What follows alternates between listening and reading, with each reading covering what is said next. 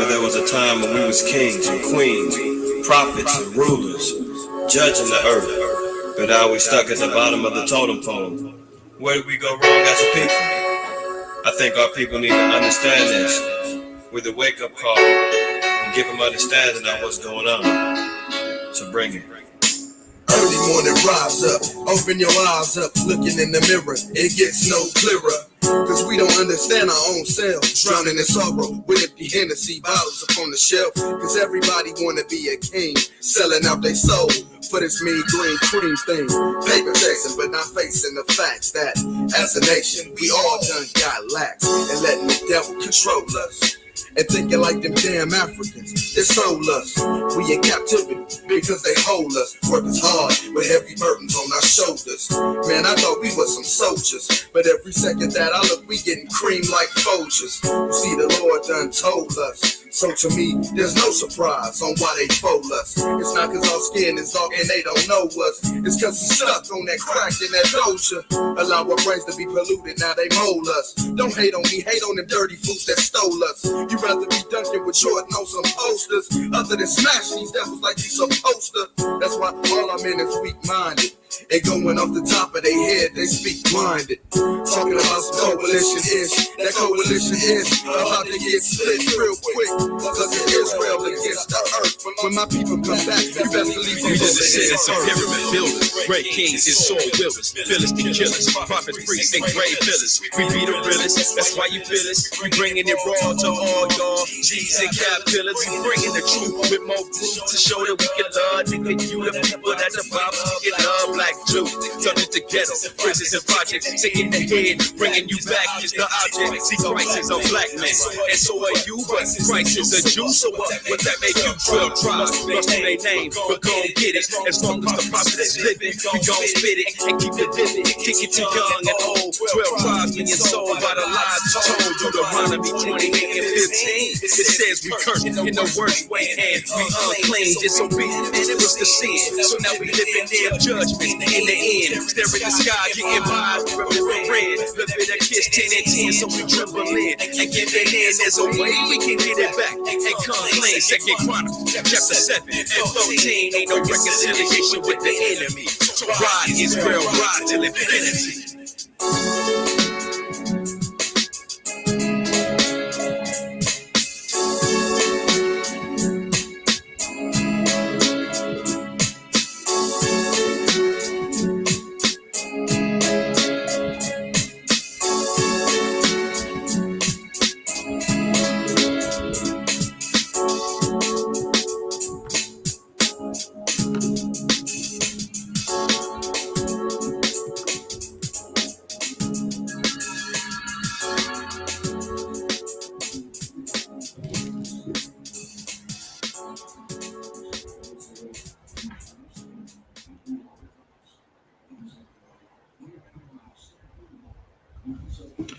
Shabbat Shalom, Shabbat Shalom, Shalom, peace, and blessings. Welcome to another episode of DSTM. Don't shoot the messenger. This is your brother IQAhmath. I acquire first name. IQ is all the same.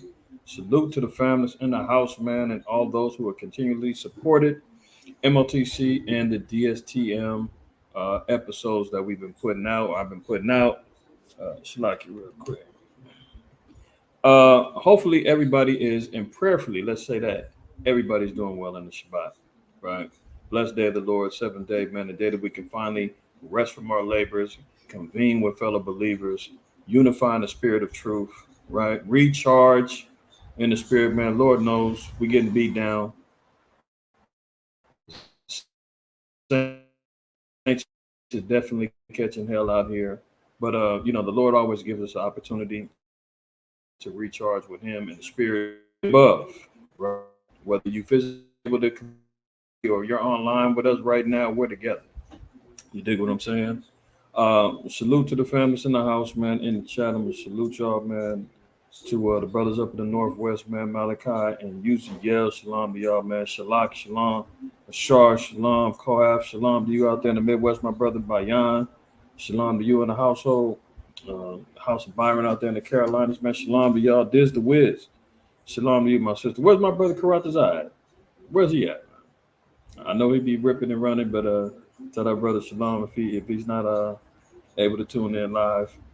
Uh, the Quab in the house, Shalom. Hey, brother Will down there in the Texas. Shalom to you. Hopefully everything's well with you and the fam, man. How was Shine the house? Shalom to you. And anybody and everybody else that's going to be tuning in. If I'm coming in clear, because I'm noticing I'm getting a couple little incidences on my internet signal that is fading in and out. If everything's coming in clear, throw a 7 in the chat for me before we begin. I can see that the picture's getting a little dim. I'm not sure what's going on. Picture's coming up a little cloudy. It's not crystal. I'm not sure. Look like it might be a little better now. It's choppy.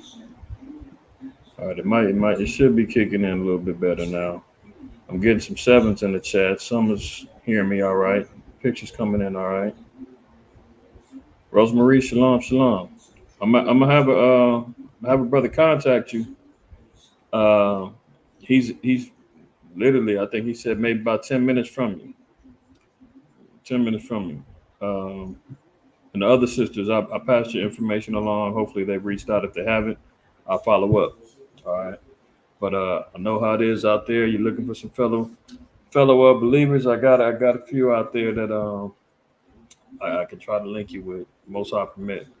All right, 7s is good. It's better now. All praises. Yeah, you know what, y'all? I'm for some reason, man, I'm seeing that this internet signal is popping in and out. For some reason, I don't know what's going on. Clearly, we know we're paying for these services, man. Matter of fact, they just went up on my damn cable, on my Wi-Fi internet bill. They just went up on me, and the service seems like it's going down, as usual with everything else that we, are encountering. With shrinkflation, paying more, paying the same prices for the same goods, getting less. You know what I'm saying? The whole nine, man. Everything is just really like all jacked up, man. Let me see here.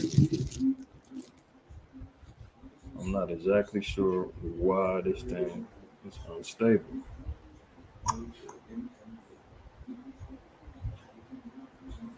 Give me 1 second, y'all. Slacky.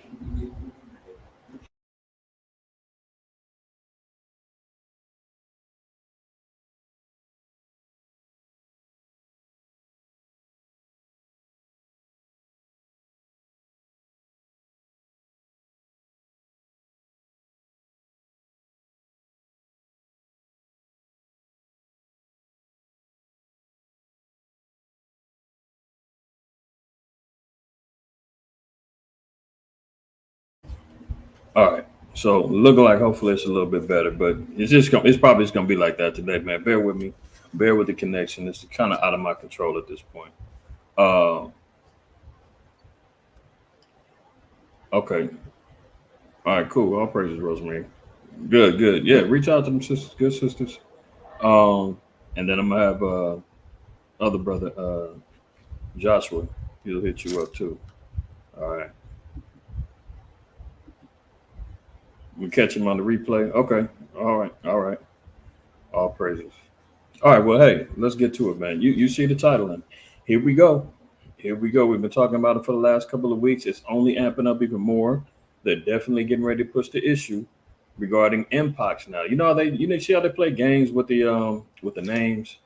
Monkeypox has been around for a long time, but now they're reintroducing it as just Mpox, as if this is something, it's a new thing coming out. Oh, what's Mpox? Why are they abbreviating it?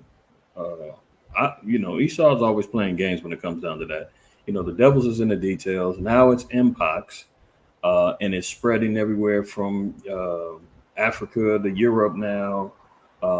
We seen last weekend the head of the World Health Organization says that he's getting ready to declare a global emergency.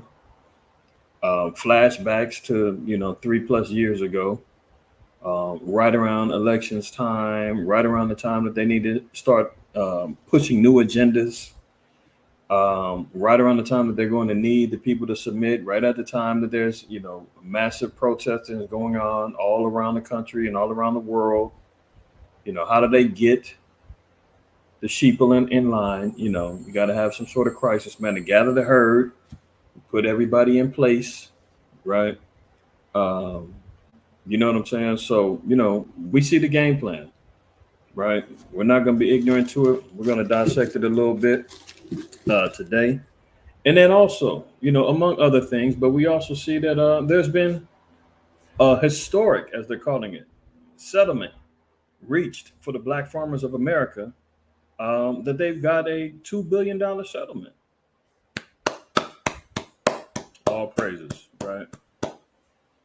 Or should we be clapping? Did they really get justice? That's the question, right? We're going to look at that too.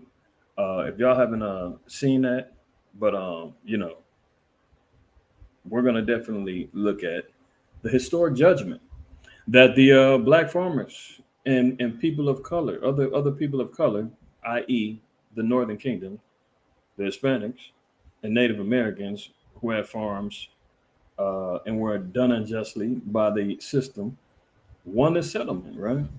And our people can run around and parade and clap and say, "Oh yeah, finally, we're getting justice out here. $2 billion back into the black dollar." We'll see about that. Okay. Um, I got no doubt about that, B. Isaiah. You know, there's a lot that goes on with that. That's a fact. Prices have gone up for, yeah. Yeah, you know what? Exactly, man. I just paid my internet bill yesterday, and I noticed that it's gone up another $5-6. And ain't nothing changed service wise. Ain't nothing changed in regards to why. It's just gone back up, you know. Um, but let's get to it, man. Let's get to it. All right. Let me share my screen.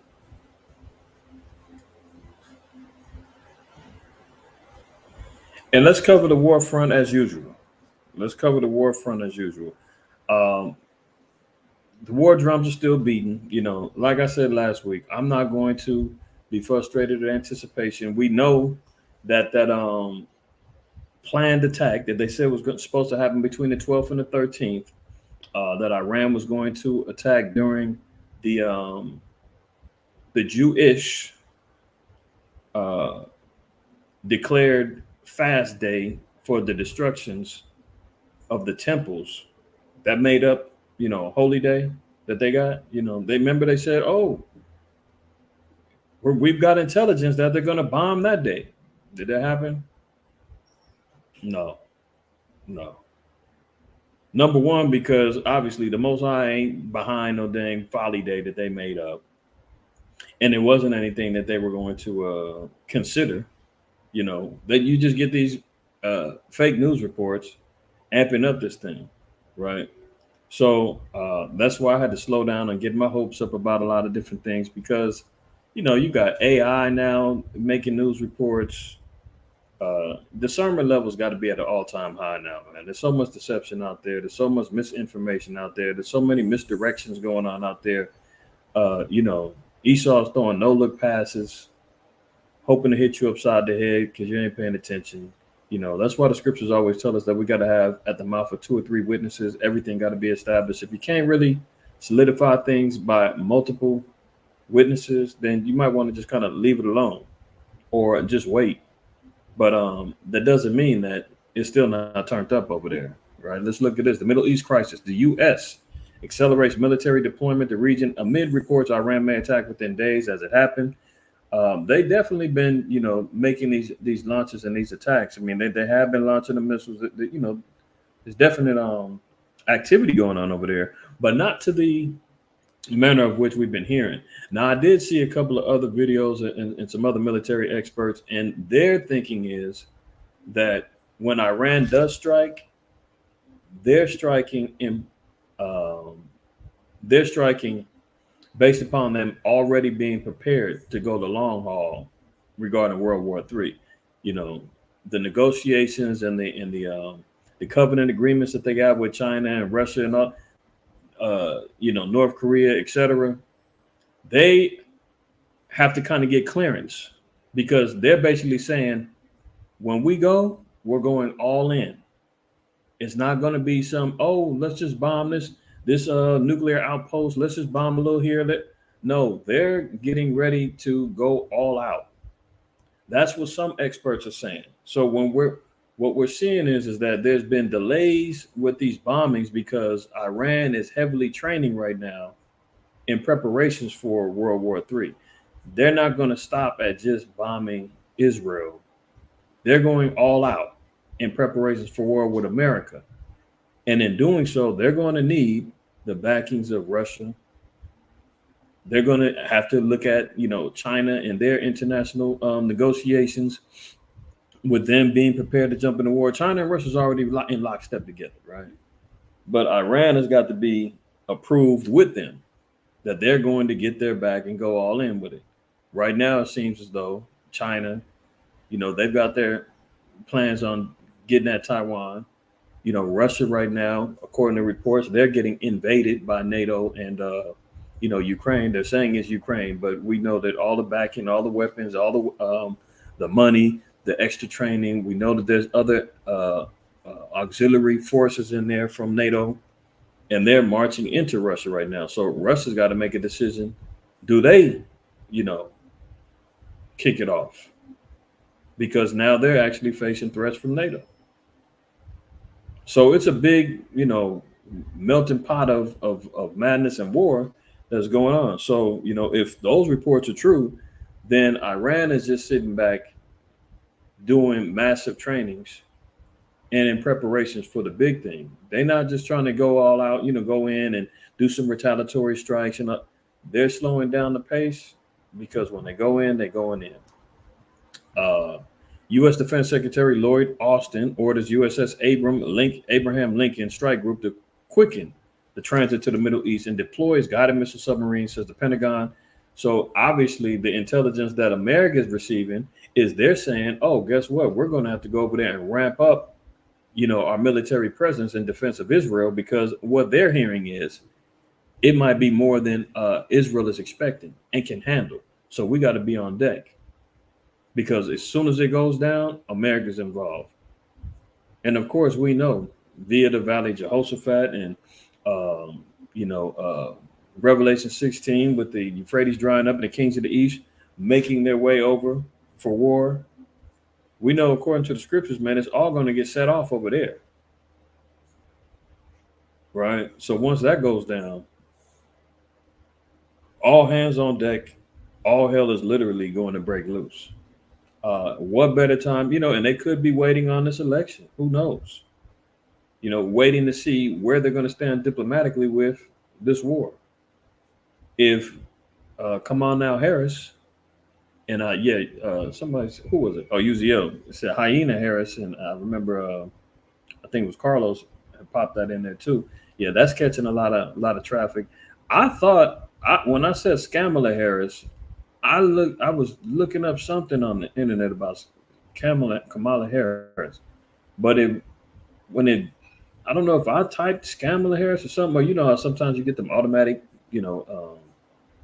search finds, and it says Kamala Harris. So here I am thinking I came up with Kamala Harris, thinking I typed it in there, but I seen some East Indian cat calling him Kamala Harris. Some East Indian cat made a damn TikTok or something word.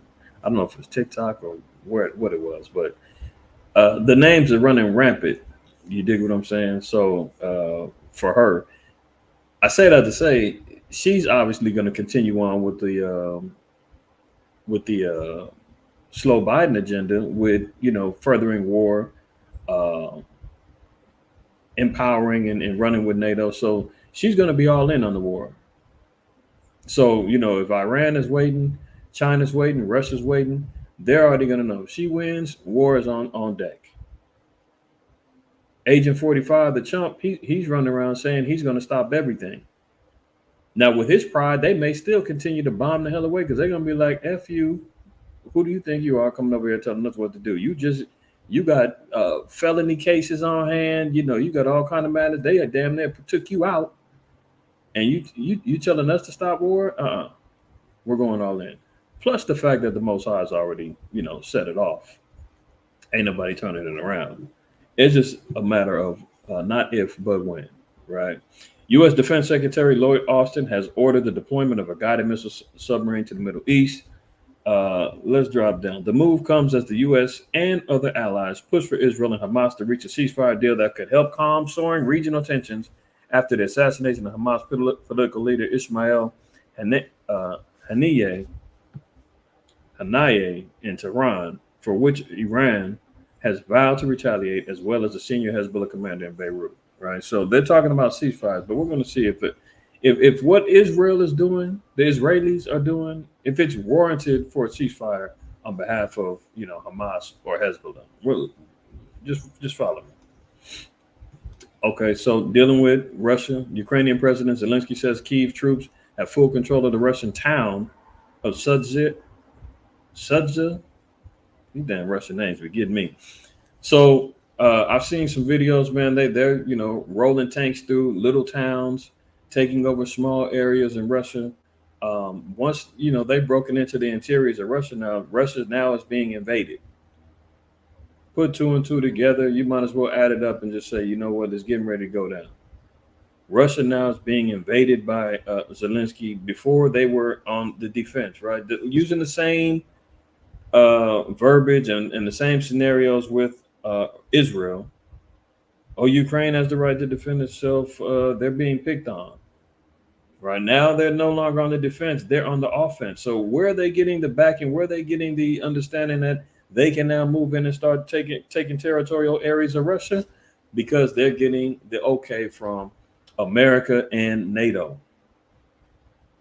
Remember, Slow Biden some months back said that he gave the green light for them to start utilizing drone strikes and bombs inside of Russia now. He said, yeah, go ahead. You got the okay. You got the green light. That's why Poland started, defending their borders and was like, oh, you know what? If it's about to go down, we better get ready. So they're over there getting prepared. Everything's going down, right? Now, continuing on.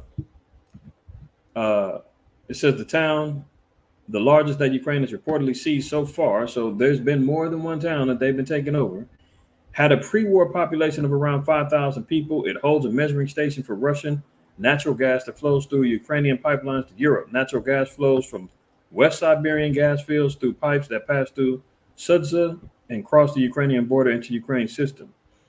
So now we see here that they're seizing natural gas pipelines, which is an economic resource for Russia, as they supply power and gas to Europe. Now, Ukraine has reportedly seized those things. So what type of reaction should we expect from Putin? Just to sit back and keep getting ramshacked and jacked? This is a wild 360, if this is all true, because not too long ago, Zelensky was talking about peace. He was ready to talk about peace. They were talking about how many troops they had dying. They were talking about how they were desperate to running out of troops and needed to. They were upping the recruitment of women. They was picking up men out of barbershops and everything else. They was desperate. And somehow within the last 3 months or so, just things magically just took over, man. Now Ukraine is marching and taking over. Russia's on the run. Putin's embarrassed. I mean, believe that if you want. Remember, they was pushing all of this when it first started. Ukraine was just killing everybody. The ghost of Kyiv, the damn Top Gun Ukraine pilot was flying around, shooting down everybody. You remember all of those headlines they was talking about? Turns out all of them was lies. So can we believe this? I don't know. I'm reading these with one eyebrow up. Right? Let's continue. Ukraine claims control of hundreds of square miles of Russian territory as operation forces tens of thousands to flee. So apparently they've got Russia on the run now. Believe it if you want to, right? Because Putin at the drop of a push of a button can wipe out, Ukraine. Let's keep it real. Why he's being so patient? You got me. Like I said, I think they're waiting on what America's doing. Remember, Zelensky had that speech some months ago, and he was saying the whole world is waiting on America and the elections and so forth and so on. And then he was saying, we can't wait. We need to make moves right now. And obviously they got, the backing from Jens Stoltenberg and NATO, and said, well, hey, let's go. America's already assured us that they're getting ready to, pull slow Biden out the race. They're getting ready to throw in a cackling woman who will do whatever it takes to win, clearly because of her track record. You got to be careful with a woman like her too, man, because her track record and history shows that she's willing to do anything to climb up that ladder. She's willing to do anything, sacrifice anything for power, control, notoriety, vainglory.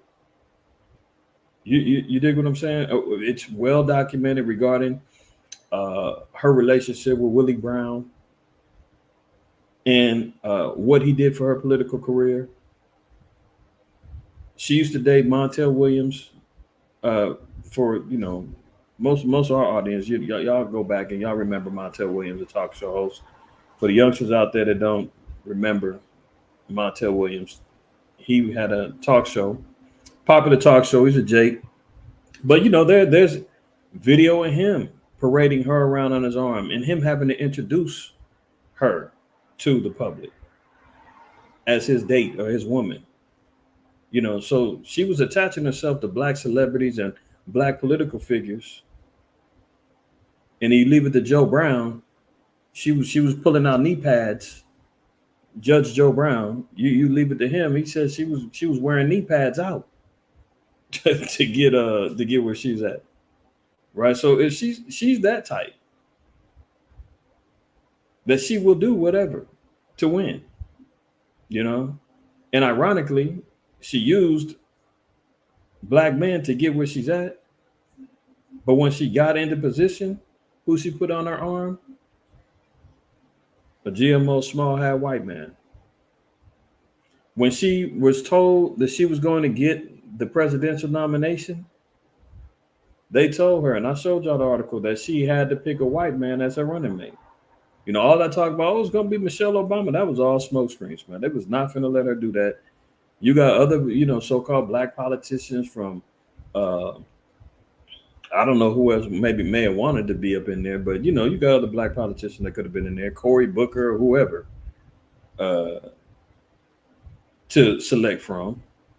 She could have pulled up another one of us up in there, man, and really, not another one of us, Shalakia. She's not one of us. But she could have pulled a Jacob in there. But no, her handlers told her, no, you have to pick a white man. If y'all remember that article, let me see if I can find it real quick.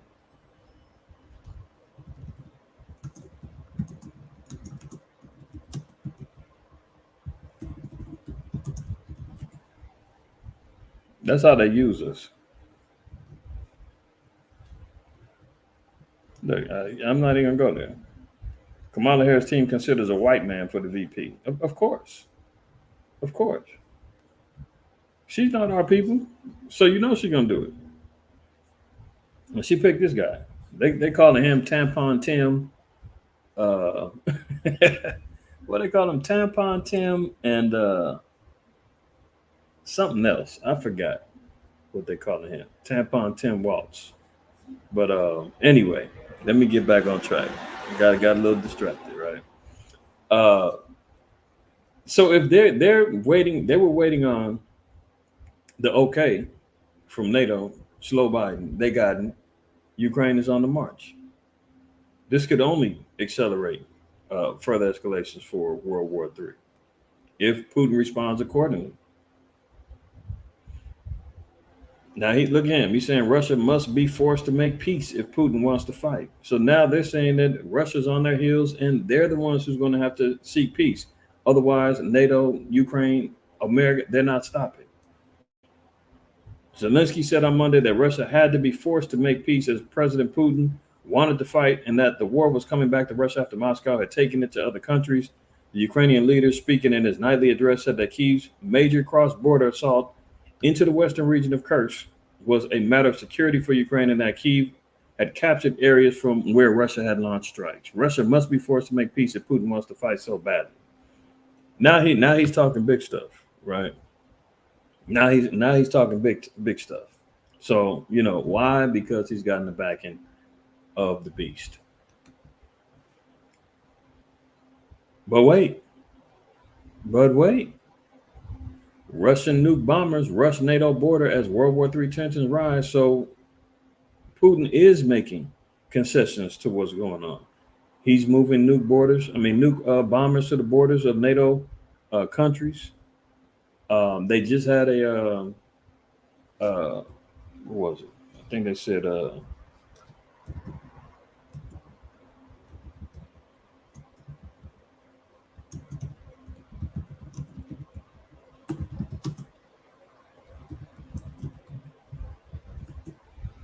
I just seen this the other day. See this? 814. This just came out 3 days ago. NATO fighter jets intercept Russian nuclear bombers. So clearly we're seeing Russian nuke bombers rush NATO border. NATO fighter jets intercept the Russian nuclear bombers. They're getting close. They're getting close. You see that? Just off of the heels of this article right here, they sent the nuke bombers out there, and who responds? NATO.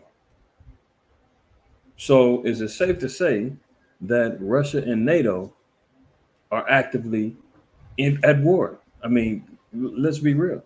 They're talking about waiting till one of these NATO countries, one of the 30 plus NATO countries get bombed, but they're already interacting with each other.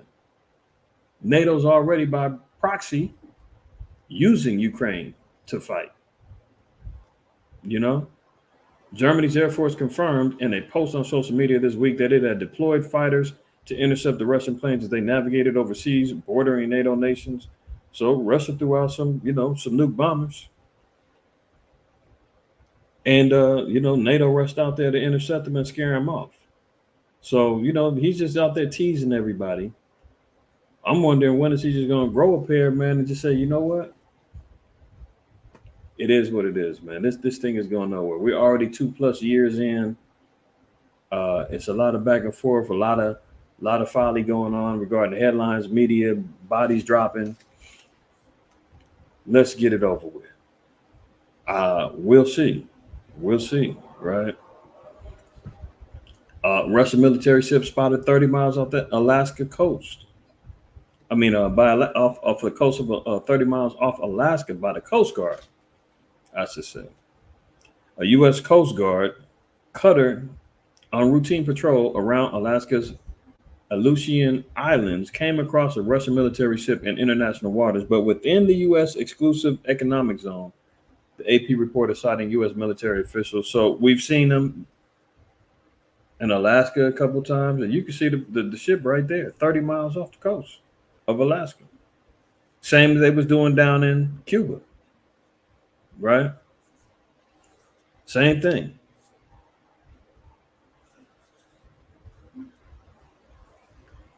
Who you talking about? Zelensky, Naquad?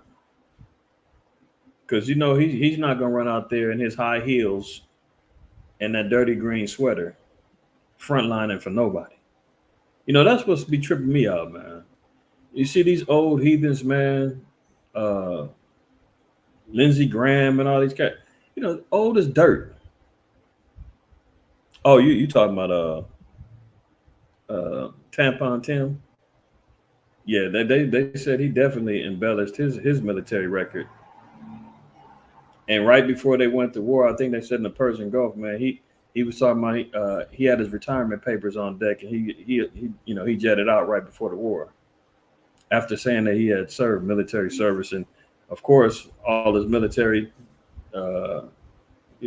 colleagues was like, if you was really down, you would have canceled your retirement and jumped in the fray. Yeah.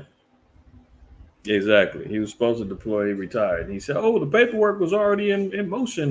Nothing I could do about it." Yeah, right. Yeah, he definitely lied. That's what I said. He embellished his record.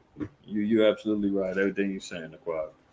Uh, but here we see Russia out here tantalizing and tempting America again from Cuba to Alaska, moving in closer and closer. Which lets you know, man, is it really a threat that's going on over there in Ukraine? If they still got, you know, ships and nukes and planes that they flying around on this side of the hemisphere, like Ukraine, they got under wraps. They can get busy anytime they want to. It's just a matter of what are they waiting on? I don't know. Oregon National Guard sends off 230 soldiers to Iraq and Syria after Slow Biden just got to saying that, oh, under my watch, we were never at war. What? There's been more wars breaking off since Slow Biden was in office than who knows when. I mean, we're going back to uh, George Bush days and Baby Bush. You understand what I'm saying? Like, what is he talking about, man? They had deployments going on in Oregon. There was deployments going on from troops in New Jersey. They're calling up troops, man, to get over there.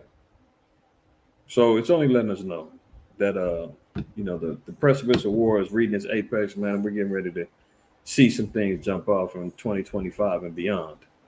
Might go down before then. Lord only knows. But the writing is on the walls. Y'all see it, I see it.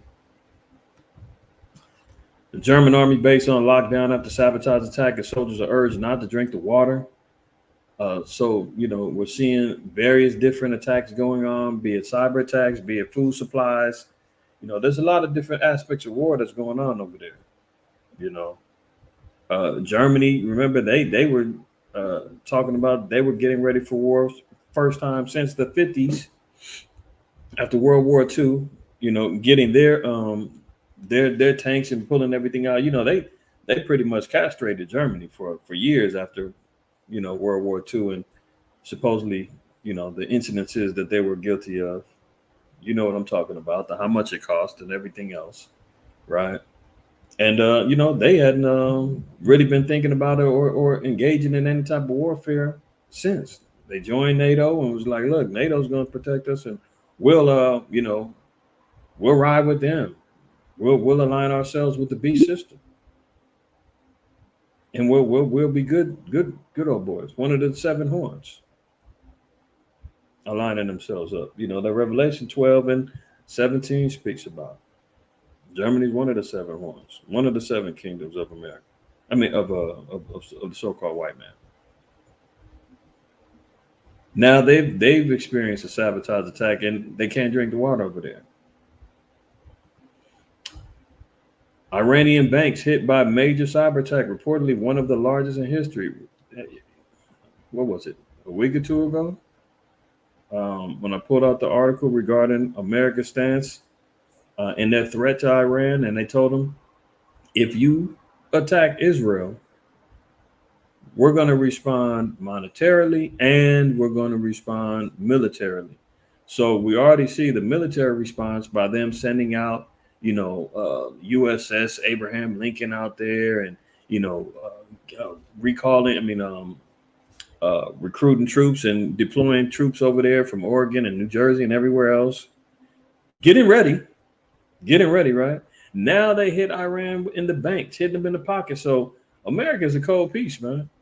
Everything they say they're gonna do, man, they hit you in the pocket. Remember, they were holding that $6 billion hostage from Iran for years before Slow Biden let it go almost a year ago. A massive cyber attack targeted the central bank of Iran on Wednesday, according to a report in the Saudi-affiliated Iran International. Other banks were also hit with major disruptions to the banking system of the Islamic Republic. This is reportedly one of the largest hacks in the country's history. Now you got to look at it, you got to double back, and you got to say, America said we're going to hit you monetarily if you keep it up. And boom, all of a sudden there's a cyber attack on their banks. Then you got to look at it and you say, well, what's going on with all these cyber attacks globally? What happened with Microsoft? Who's responsible for that? You put two and two together. Y'all know where I'm going with this. America says we can do this. We will do this. And then all of a sudden it happens. And it's just called, it's just a cyber attack. Something happened. And if everybody remembers, 2 years ago, they were talking about the cyber polygon. Let's see if because I remember they took off they changed some of the,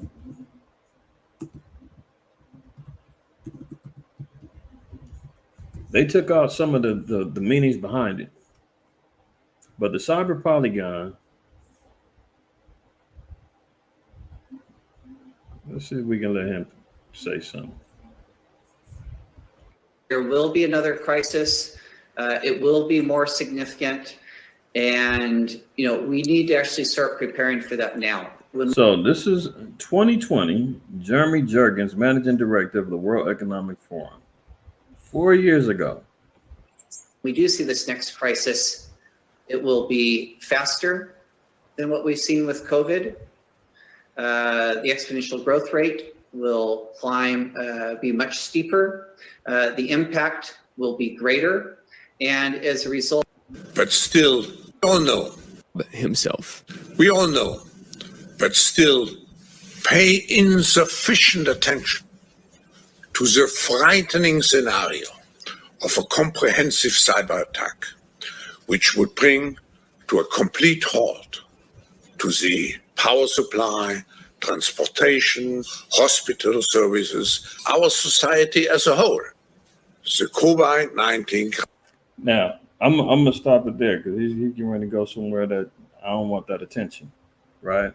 But you see here, man, Klaus Schwab said, imagine the frightening scenario of a global cyber attack. And he went on to say that it will make the C-19 thing look like a small disturbance. He said it will attack hospitals, banks, transportation, and so forth and so on. What did that Microsoft outage cause? Hospitals was down, banks was down, transportation definitely down. And this is where they get it from. They talked about this 3 years ago. This is 2021, the cyber polygon. And they said, this was just to, we need to make sure everybody's prepared. In the event that there's some cyber attack, maybe, who knows? Cyber Polygon is an annual online event which connects various global organizations to train their competencies, exchange best practices, and bring tangible results to the world community. They always try to make it seem like it's a good thing. I remember probably about a year into it, when they first had this up, I can't find the part that they talked about, but they initially said that this was all going, they said that they were going to have planned cyber attacks to test the cyber infrastructure of various companies, countries, etc. Right? And they would do it in the name of quote unquote, this is just an exercise. And if we see failures that happen, okay, now you guys know what you need to do. No, they were doing this purposefully because they were making sure that they were able to attack, destroy anything whenever they want to. So, like the scriptures tell us, man, what is it? Psalm 64. We read this all the time. I don't know why this thing on there, but because I'm not putting an S on the end.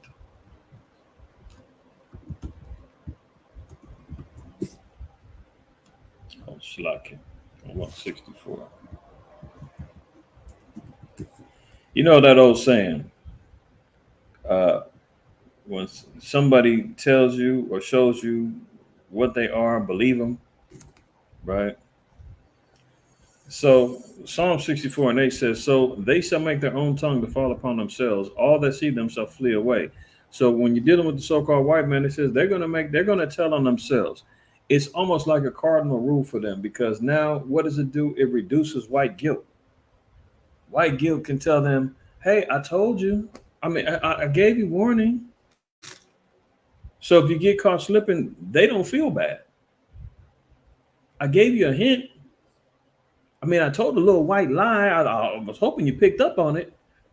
Oh, yeah. When I said there was going to be they were talking about a global pandemic in 2017. 2 years later, boom, here it comes. They've been talking about a one world government since the damn 60s and 70s and 80s. Oh, and all of a sudden everything's coming. They've been talking about cashless society since that same time period. Now all of a sudden here it comes. Digital economy, everything. They've been talking about all this stuff. They forecast and tell us 15, 20 years, sometimes even longer than that in advance. All that time elapses, people die, you got everything going. You forget all about it. And then boom, it comes back like it's new. But they're going to tell us. So back in 2021, they were talking about doing a cyber polygon, which was basically a setup to have organized cyber attacks. And then guess who's got to be the savior? As usual, the Hegelian dialectic, the problem, reaction, solution, the masters of destruction, the so-called white man, he pops up and says, hey, I create the problem to incite a reaction. And guess what? I've got the solution. It's he does it all the time in everything. So we know America said they were going to hit Iran in the pockets, and boom, there they go. Cyber attack on the banks. So how secure does that make everybody's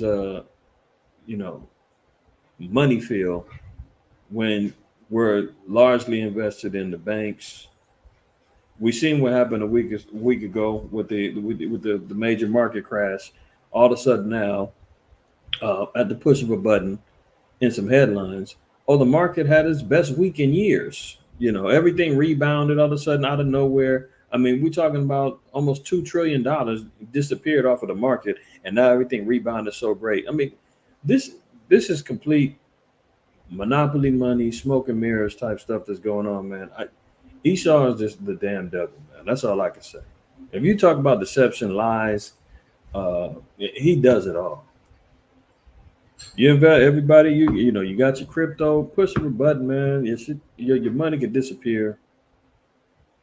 Blaming it on a cyber attack, blaming it on, a lack of security, whatever. Ain't nothing really secure in this thing, right? Continuing on. So let's look at this. At least 80 killed in an Israeli airstrike on a Gaza school.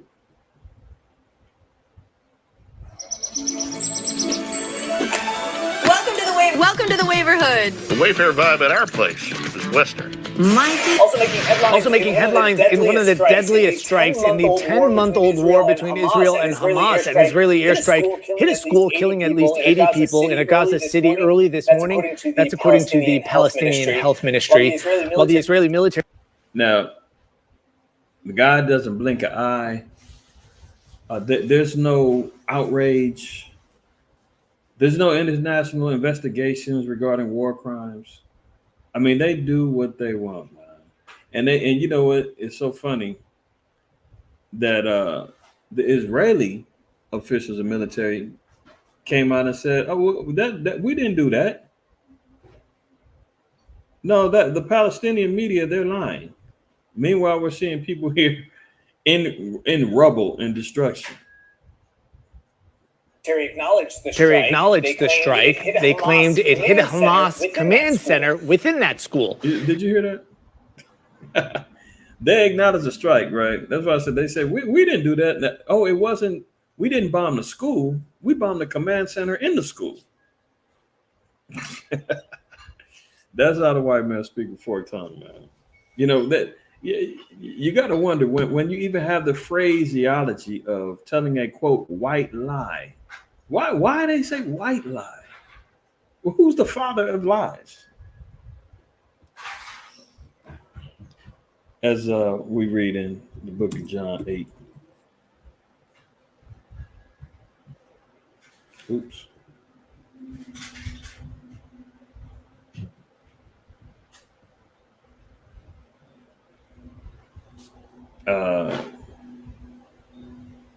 Let's read John 8:44. Ye are of your father the devil, and the lust of your father ye will do. He was a murderer from the beginning and abode not in the truth, because there is no truth in him. When he speaketh a lie, he speaketh of his own, for he is a liar and the father of it.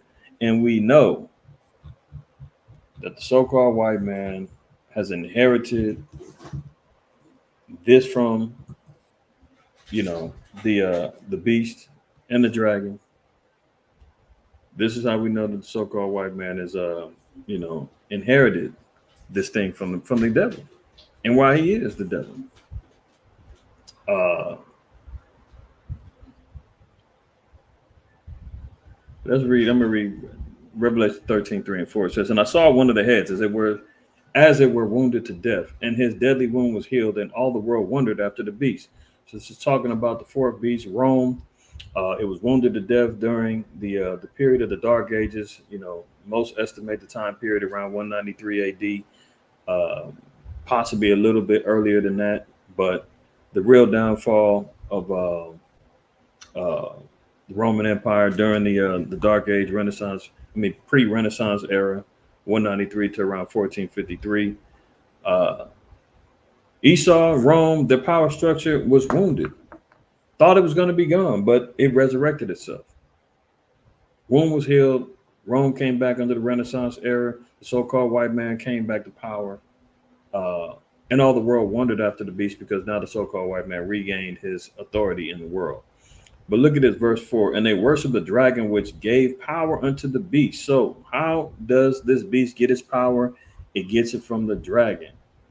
We'll get that in 1 second. "And they worship the beast, saying, Who is like unto the beast, and who is able to make war with him?"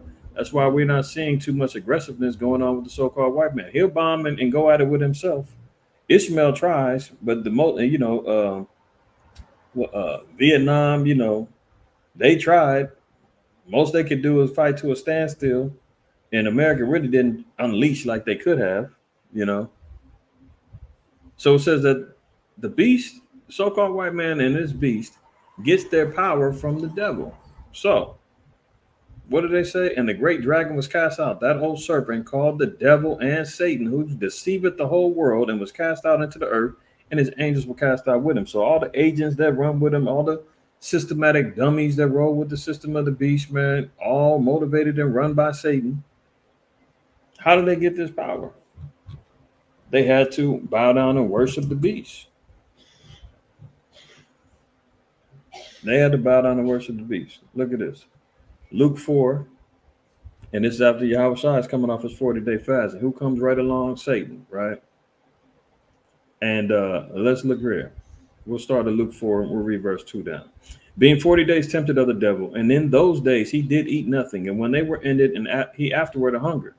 And the devil said unto him, If thou be the Son of the Most High, command this stone that it be made bread. And Yahushua answered him, saying, It is written that man shall not live by bread alone, but by every word of the Most High power." Lesson here, brothers and sisters, is how do we fight when them spirits and them demons and the deception of Satan comes into our spirits and into our minds and our homes and our jobs and our families? How do we combat it? The scriptures. Because this is clearly what Yahushua did. He said that man shall not live by bread alone, but by every word that proceeded out of the mouth of the living power. What did Yahushua get back to quoting? He went back to quote, I believe it's in Deuteronomy. Let me make sure before I give y'all the wrong scripture, but I do believe he was quoting.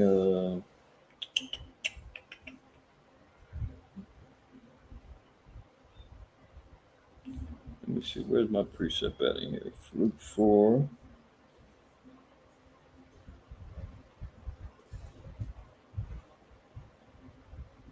Yeah, Deuteronomy 8:3.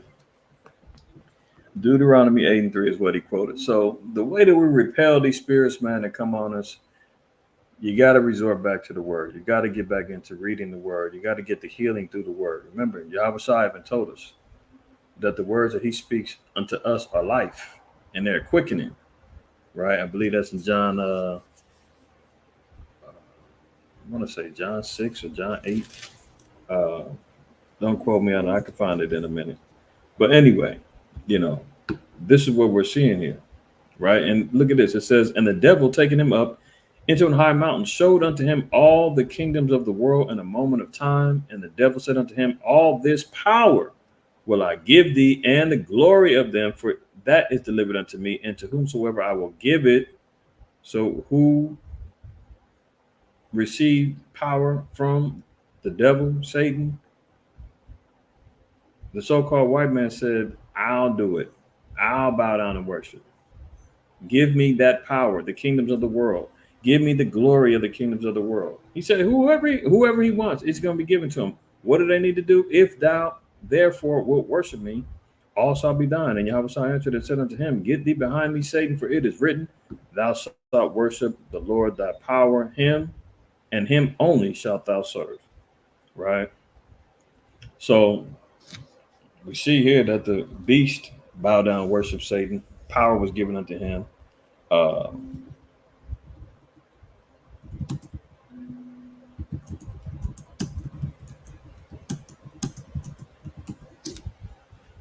Power was given, John 6. Right. This is why the word is so powerful, man. If we utilize it correctly, we're in the spirit. It can help us and repel them spirits, right? John 6:63 says, it is the spirit that quickeneth, the flesh profiteth nothing. The words that I speak unto you, they are spirit and they are life. So the words of the Most High is what instills life within us. That is what invigorates and recharges our spirit. That's what weakens the flesh, you know. That's where fasting comes into play. You know, you got to weaken that flesh so that the spirit can rise to the occasion and actually be the navigation system for us. You know, because what was Christ was weakened in the flesh. 40 days of hungered. First thing Satan wants to do is tempt the flesh. Get at him, get at him, get at him. So the fleshly things that we go through, we see that the word is the main defense that we got to utilize. So that's just a little side lesson in the spirit, right? But getting back to the lies, white man speak with forked tongue. He says, we didn't bomb the school. We bombed the command center in the school. Huh?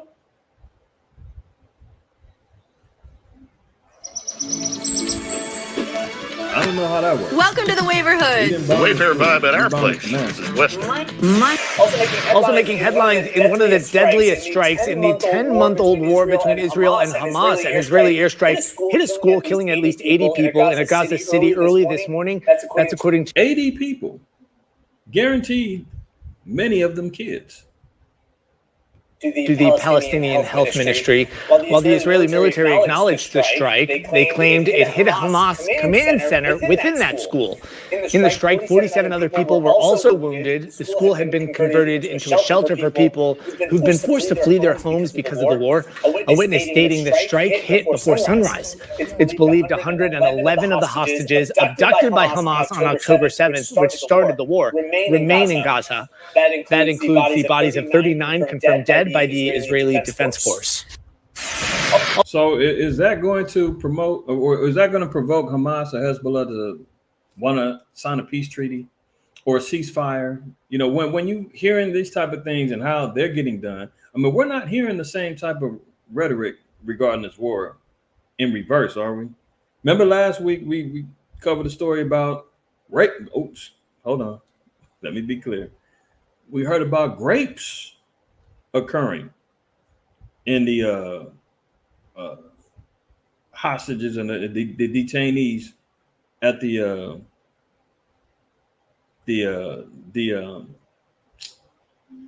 Israeli prisons. Y'all remember that, right? So we're hearing about grapes going on, bombings of school. Are we hearing the same thing going on? Are we hearing about Hezbollah or Hamas bombing Israeli schools and kids and innocent? We're not really hearing that, are we? But in the reverse, we're hearing that heavy. But nothing's being said. Nothing's being done about it. Also making headlines. Let's continue on. Let's get to the Mpox, right? For some reason, man, the so-called white man, he's trying to, do some cloak and dagger type stuff, man. They don't want to call it monkeypox no more, man. Maybe they're trying to be PC. I don't know. Maybe, with the Kingdom of the Planet of the Apes, maybe they feeling like, the apes might be offended. Who knows? Who knows? Right. Let me look like it's a little small on the screen for y'all. So I'm gonna reduce myself up out of this thing. Oops. Why is this thing not working? Okay, there we go. Let me make myself a little smaller so y'all can see the article a little better. All right. High alert. High alert is what they're saying. Deadlier Mpox threat makes troubling return to the U.S., but expert warn Americans are in the dark about risks. Oh, so just like we didn't know anything about the DVOC 91, just like we didn't know anything about what a pandemic was, lockdowns, washing your hands for 30 seconds or whatever they were saying, 6 feet, throw something on your face to cover up the spread, and all that other stuff, right? Now they're saying it's returning to it's in the U.S. now. Scientists fear Americans are not being vigilant about the current uptick in the Mpox cases as the WHO sounds the alarm over another potential outbreak.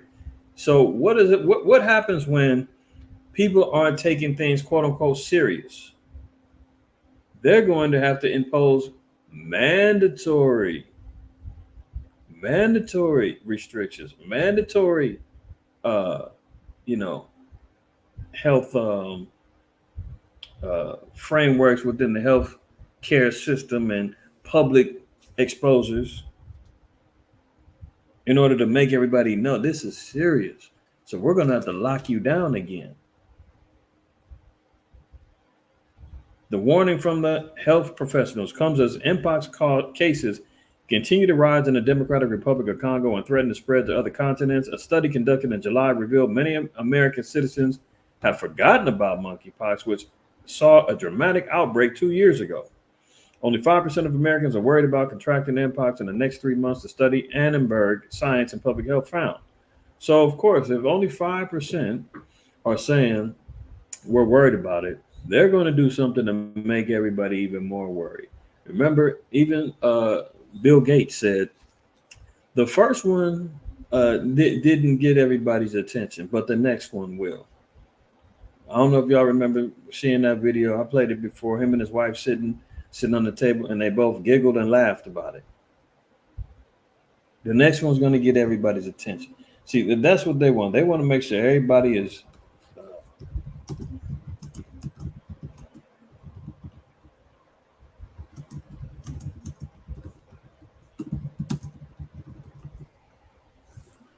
Let me see if I can find out. As Rosemary wisely advised me, fair use.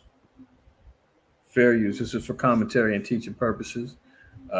They've got it in Spanish, but we'll listen to the English. Last pandemic that we face. Pandemics can come from natural causes, which is largely coming across from other species. A flu, for example, is still a very big risk. And so we'll have to invest in making sure that we catch the disease sooner and that we have platforms. You notice the devil has not looked at the camera once. This is how you know he's scheming. This is how you know deception is in the air. This is how you know that they're planning and plotting, been doing this for years on end, man. When you can't make eye contact with somebody, it's always a telltale sign of body language that deception and lies is in the air. Some sort of element of evil is around. Something ain't on the up and up, in other words. To make diagnostics, therapeutics, and vaccines very quickly. Very little was invested, even though there were these calls by a lot of people, including our foundation. One group that was funded, the Coalition for Epidemic Preparedness Innovation, CEPI, we, Wellcome Trust, Norway, UK, Japan were the initial funders, and that is helping out here. So we're better off than if that hadn't happened. But, And look at her face. What is with these weird looks that she's constantly frowning and poking her lips up and shaking? Woo! Let me let it go. people trust government to think through these eventual bad things. You heard what he said. People trust the government to think you through these bad things. So people are going to rely upon the government to direct, guide, and give all information necessary in order to help them survive and save their lives. How did that work out? Post pandemic, there's so many people that got regrets that they got, poked in their arms. So many people have regrets now that they realize that the information that they were given was not factual. So many people got regrets that now they're seeing that the key players in the game, as soon as it was quote unquote declared over, escaped to the high hills. The one chick that was ahead of the World Health Organization. No, she was the head of the CDC. She retired immediately, got the hell out of Dodge. Fauci, retired, got the hell out of Dodge. This guy then disappeared, got divorced, the whole nine. You notice all of them is all gone now. Where are they at? Klaus Schwab, he just stepped down.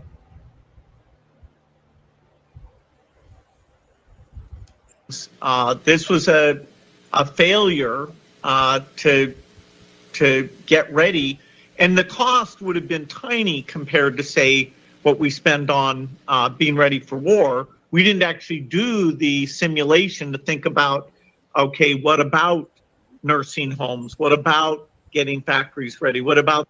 Notice he said they didn't do the simulation, so they practice all of these things before they do it. The testing regime, in fact, the testing could have been ramped up very quickly in a few countries that have almost avoided the epidemic entirely, like Taiwan, New Zealand, Australia. They took their experience and actually prepared, and so they moved a lot faster.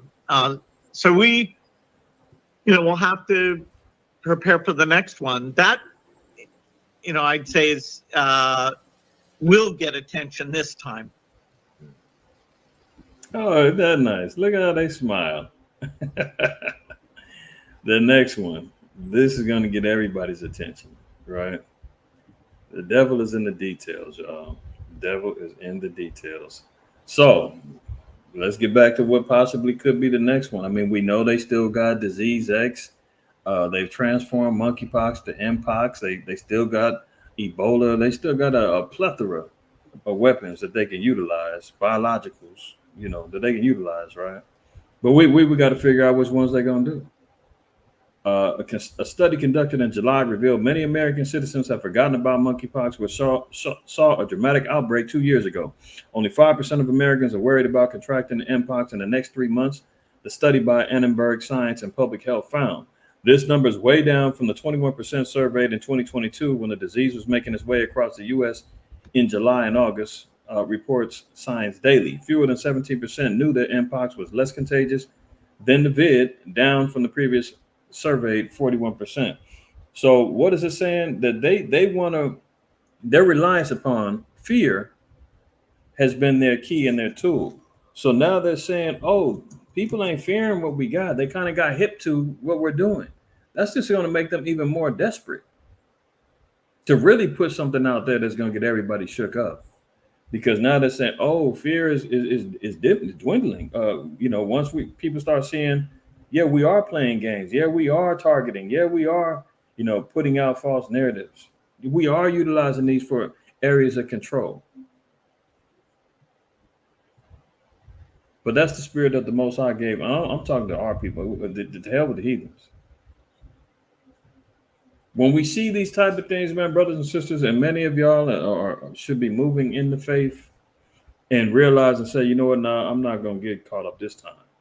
Some of us, some of our people, man, got caught up. When that vid was flying around, man, it was people really shook up. I'm talking in the truth, outside the truth. People was really out there nervous and panicked, man. I still see people masked up right now.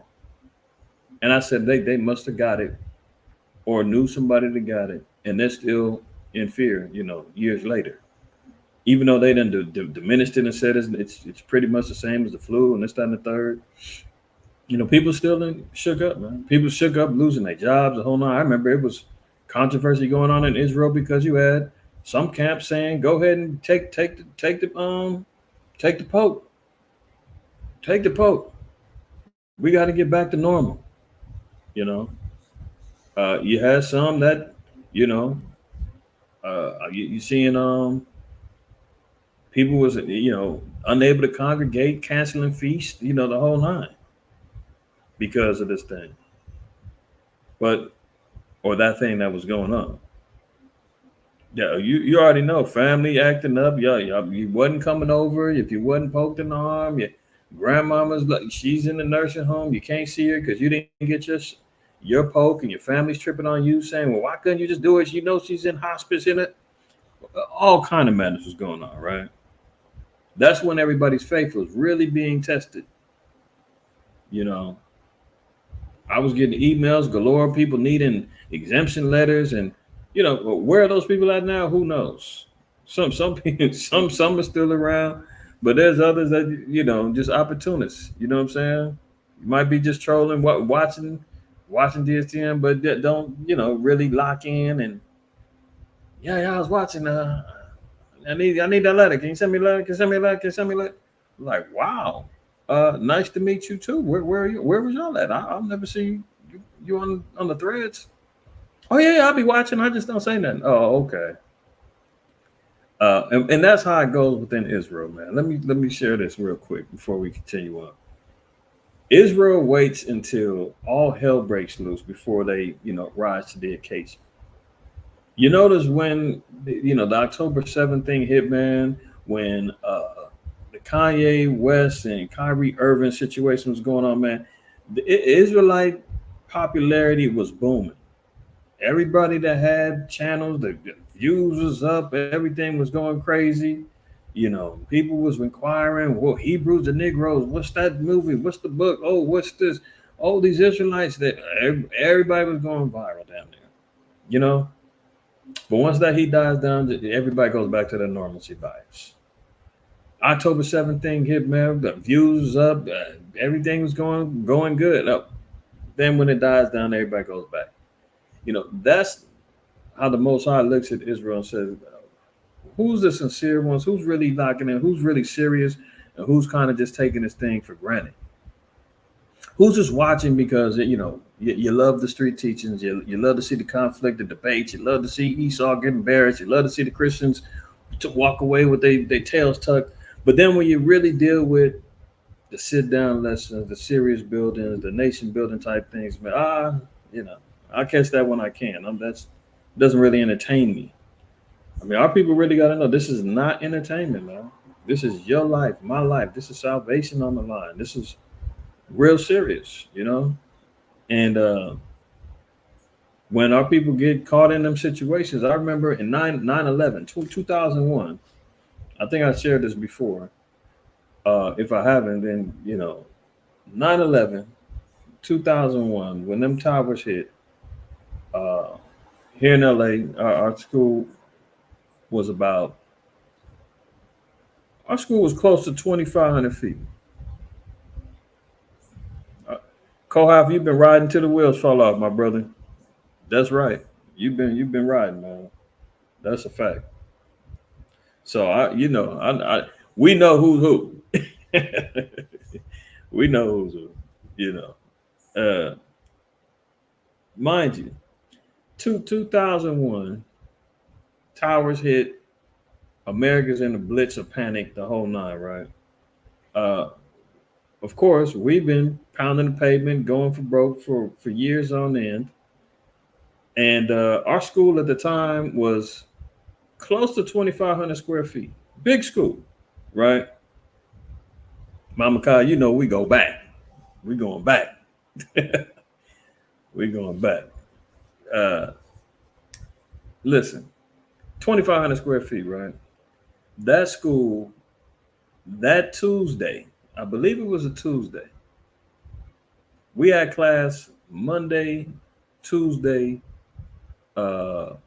Wednesday, Friday, and Saturday, we had the school open for our soldier classes, and we just did street teaching primarily the majority of the day. We used to do our Sabbath classes on Friday evenings. But nonetheless, right?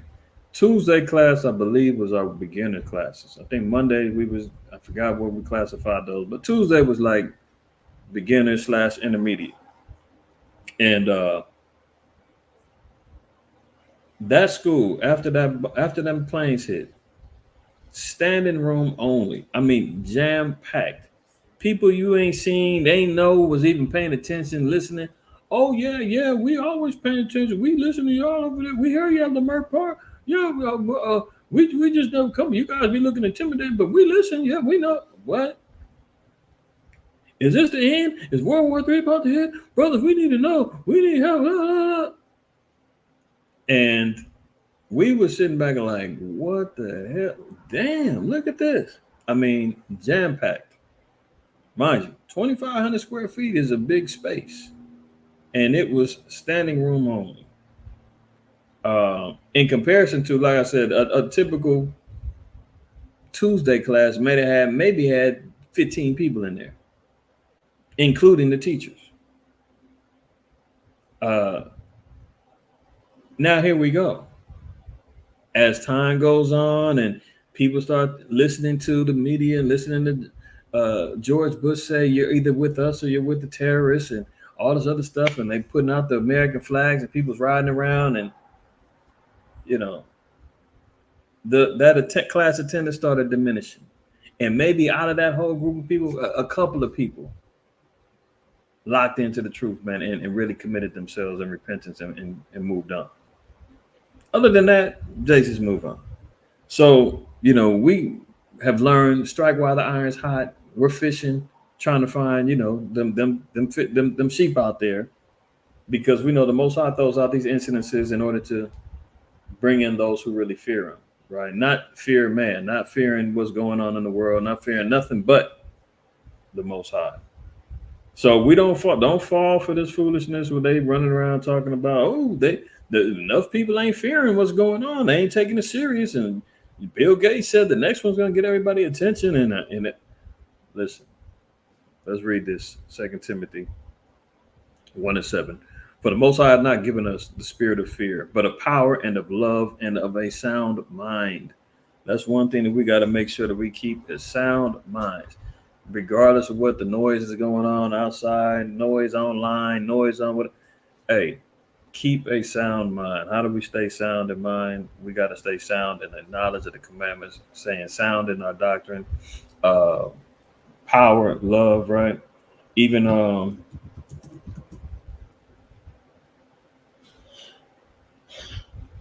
I thought that was it. That wasn't it. Was that it?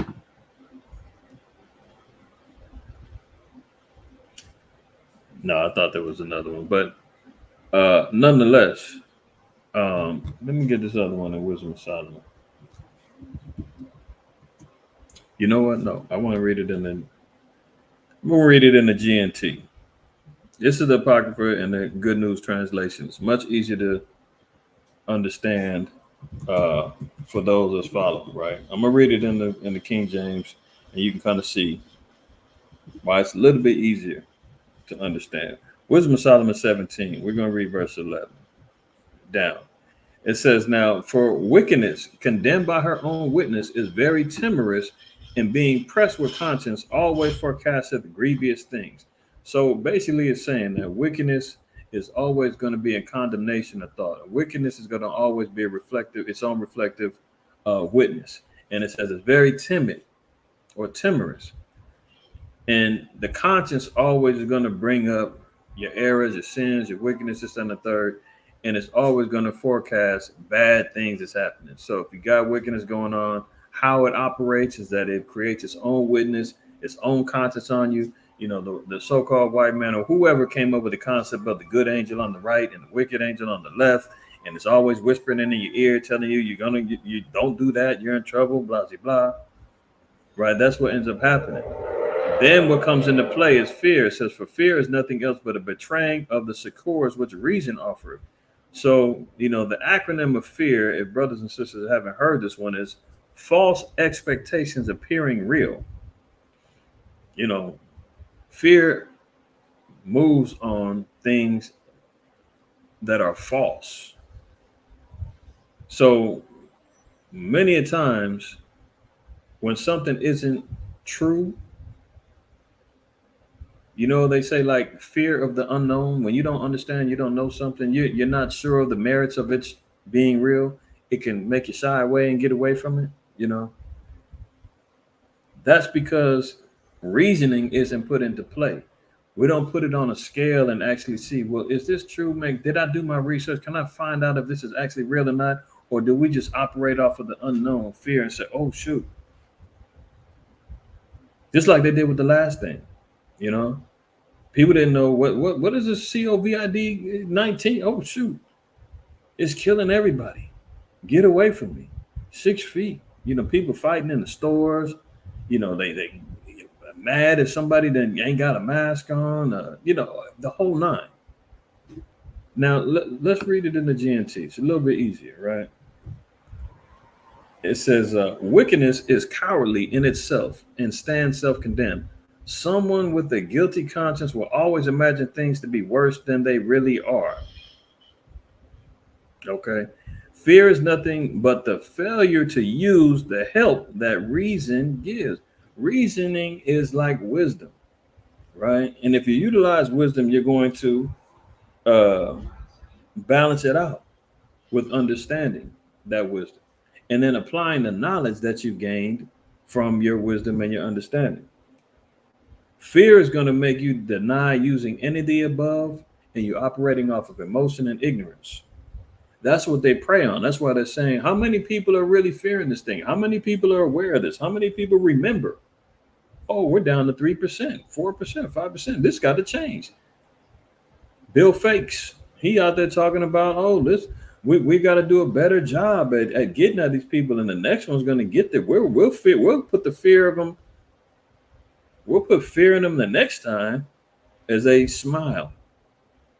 You understand? So when we see these type of headlines and we see what's going on, man, don't fall for the okie doke. Israel was in a crazed state 3.5 years ago, man, when that thing hit. Damn near 4 years. Well, yeah, really 4 years ago. 4.5 damn near, man. I mean, it was going down. Israel was in bad shape. In the truth, out the truth, Some stayed 10 toes down, man, and just kept mashing and going for broke. Brothers is out there. I'll give it to them. I'm not condemning or speaking on anything, but I've been seeing brothers out there. At least they were still out there on the streets, but wearing masks, teaching through masks. It's like you out in the open, man. You just teach. I remember we was out there teaching, man, and once she was mad that we didn't have a mask on, and she got into it with one of the brothers I was teaching, and I had to take her to the side afterwards and was like, "Look, sis, we're telling you not to put your faith in a mask, but put your faith in Christ. Put your faith in the Most High. The Most High is the one who's going to heal. The Most High is going to he's going to be the one that makes you get it. Like, you can't escape it. A damn cloth mask ain't going to stop it." And I said, which do you believe in more? Do you believe in a mask or Christ? And she was like, well, Christ. I said, well, that's all we're trying to say. Maybe it didn't come out right. And she was like, okay, calm her down. She said, I'm coming back. I'm going to come listen to y'all again. But just the overall fear would deny somebody to even invest their faith and remember the Most High and Yahweh Shai. They're too busy concentrating on what man's saying. And before you know it, completely lost focus and sitting back saying, oh, where does my fear lie at? What happens? Fear is nothing but a failure to use the help, reason, and offer. When you lack the confidence to rely on reason, you give into the fears caused by what? Ignorance. When you lack the confidence to rely on reason, you give into the fears caused by ignorance. I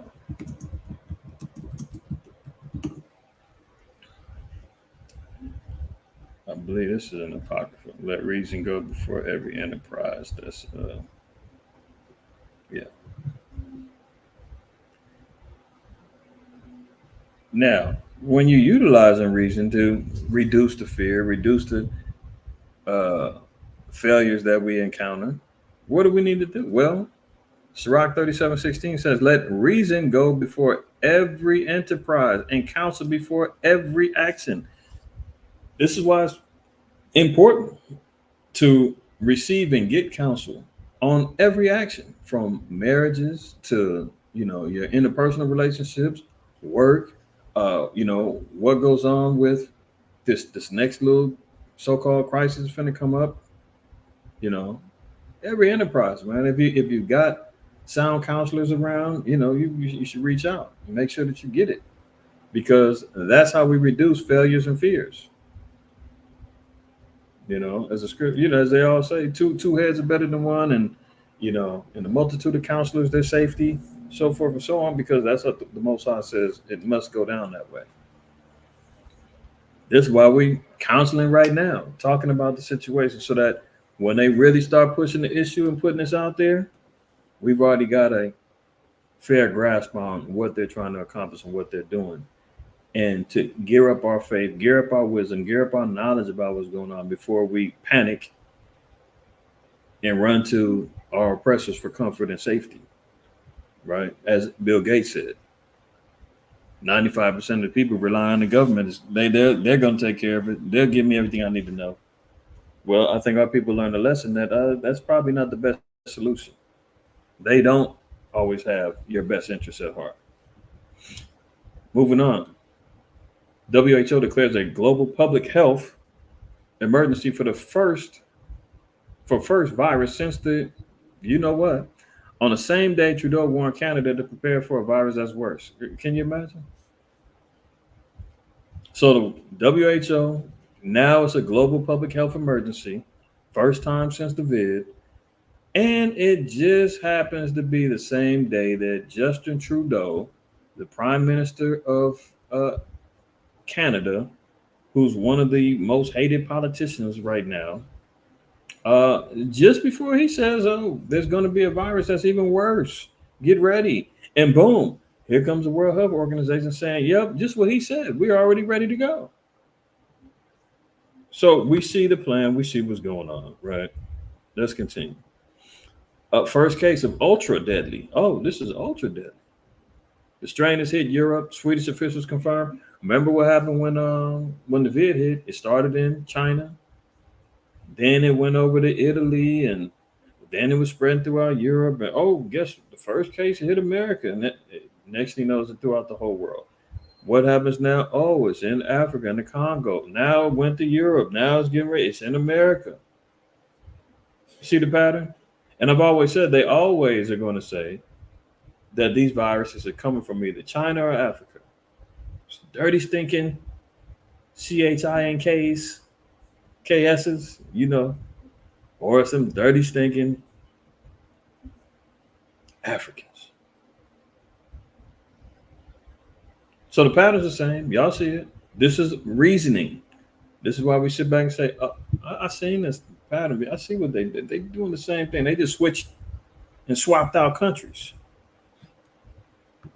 So now it's a deadlier strain of what you experienced a couple years ago that people didn't really take seriously. Why? It wasn't no outbreak like you tried to say a couple years ago. And now here it comes. Oh, this one's even more deadly. Get ready. We might have to do mail-in ballots. We might have to make everybody stay in the house. We might have to say this is a global emergency. Hold on. Yeah, you might not be able to go to the polls if you want to go vote. We got to get this one on the right foot. If there's not already inflation and businesses closing and food shortages and all that other stuff, man, they're really trying to collapse everything. But we'll see where this goes. Oh, don't worry, y'all. They already got it ready to go.